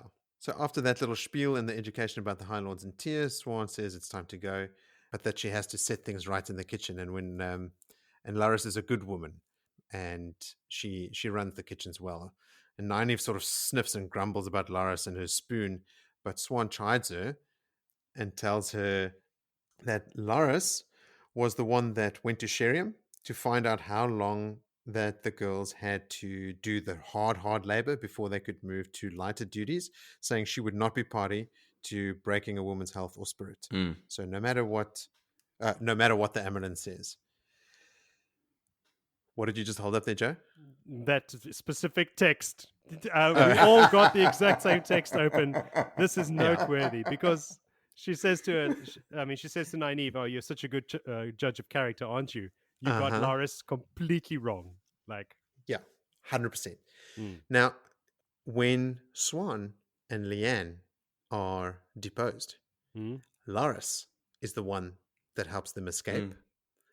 And when Egwene is later captured in the tower, Laris offers to Egwene to help her escape. And Egwene declines. She stays in the tower for reasons that we all know. But Egwene says that she got the sense that Laris had done this many times before. And she suspects that Laris is probably the one helping girls run away from the tower when they don't want to be there anymore. So she is not only the one that went to Sheriam and said, I don't want to break this woman's spirit. She is like running like an underground railroad. Like the resistance. Yeah, for girls that want to escape. So Sweet. completely misread her. But when she has come back with Egwene and Elaine sort of like wiping the soapy suds out of their mouths, Swan makes a big show of walking up to Laris and saying, everything is going really, really well in the kitchens. You do an excellent job here. I think maybe I should make Mistress of the Kitchens an official title. Yes. And with that, she leaves. And then Egwene and Elaine are coming. They're back and they've got like a sour face on, obviously. And they're like, "Oh, please tell me that Amelin said that we don't have to stay here, that we could go. This is the pits." And Nynaeve's like, "Yeah, no, we're gonna leave tonight." Yes. Pack your shit. And Nynaeve looks over at Laris and she sort of wants to like, oh, now that she knows this thing about her, she wants to smile at her again. And so she smiles and Laris just starts tapping her spoon on her leg again, not giving away anything. But this time Nynaeve notes that the spoon is actually dirty and not clean like it used to be. So she's rubbing like stew all over her leg. She takes a bit of pleasure out of that. But yeah, I think that's it. Yeah, she fills in the girls that they're going to leave and that is it. 3 days later, off they go again. Fuck. I know it seems much longer because there's like so many chapters that from different points of view, and we take so long to record it. I feel like we've been back in the tower for months. It's been 3 days. It's amazing. It's so great. So, did you guys have anything else for that chapter? No, I really liked it. I enjoyed that chapter. I like the backstory, the Laris, like the stuff you don't know about her. The Laris bit, yes, but Swan is on it. She knows what's happening. She knew what the girls would do. She knew they were going to pull a line into it right off the bat. And she says as well, if I could have 100 of you, I'd have 100, but 3 is better than 2. Yeah. So she just wanted a name clean so she doesn't start a war with Andor. Andor came. Oh, fuck. The Queen. Gaze.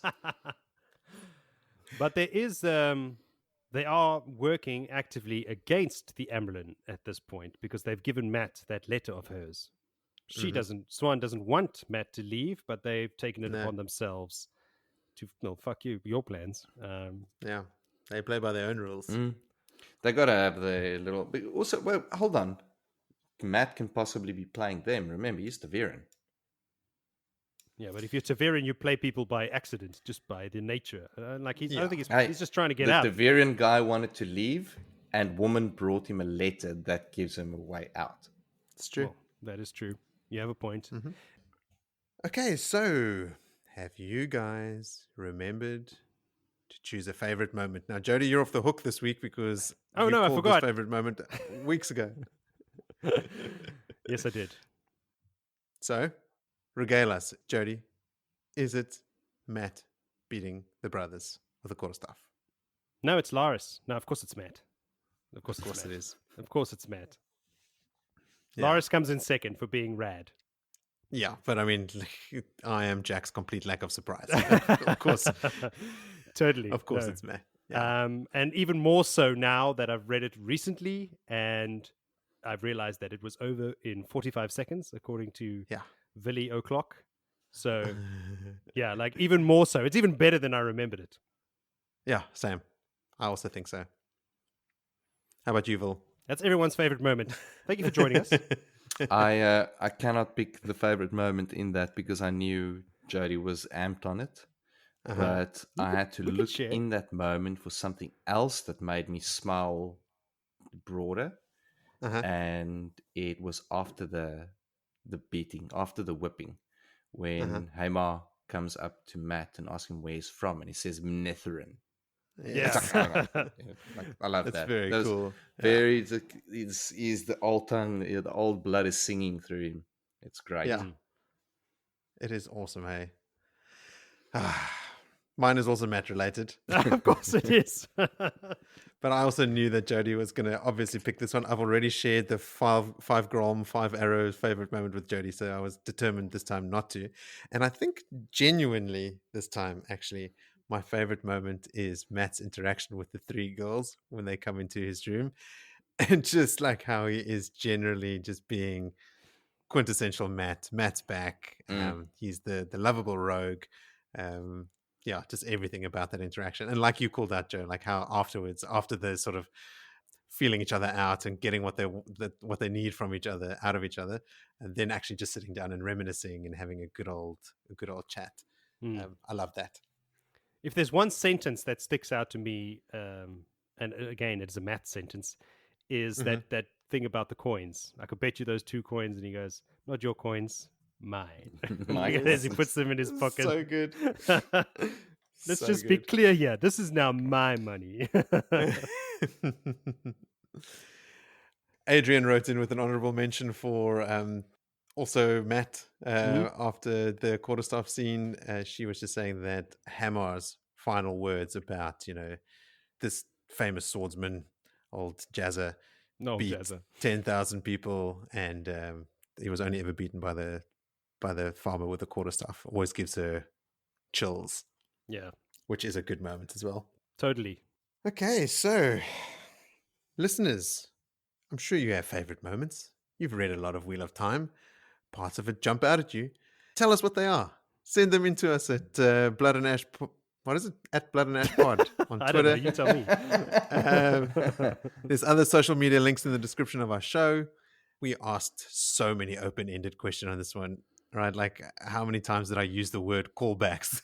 And pin. Someone asked a question. Callback. Put a pin in it. So please do enlighten us. We've got a lot of questions. Obviously, we go and research some of the stuff, but we obviously always get things wrong as well, inevitably. So do join in. And then I'm sure everyone has a friend that has read the Wheel of Time and is champing at the bit to talk about it at any moment.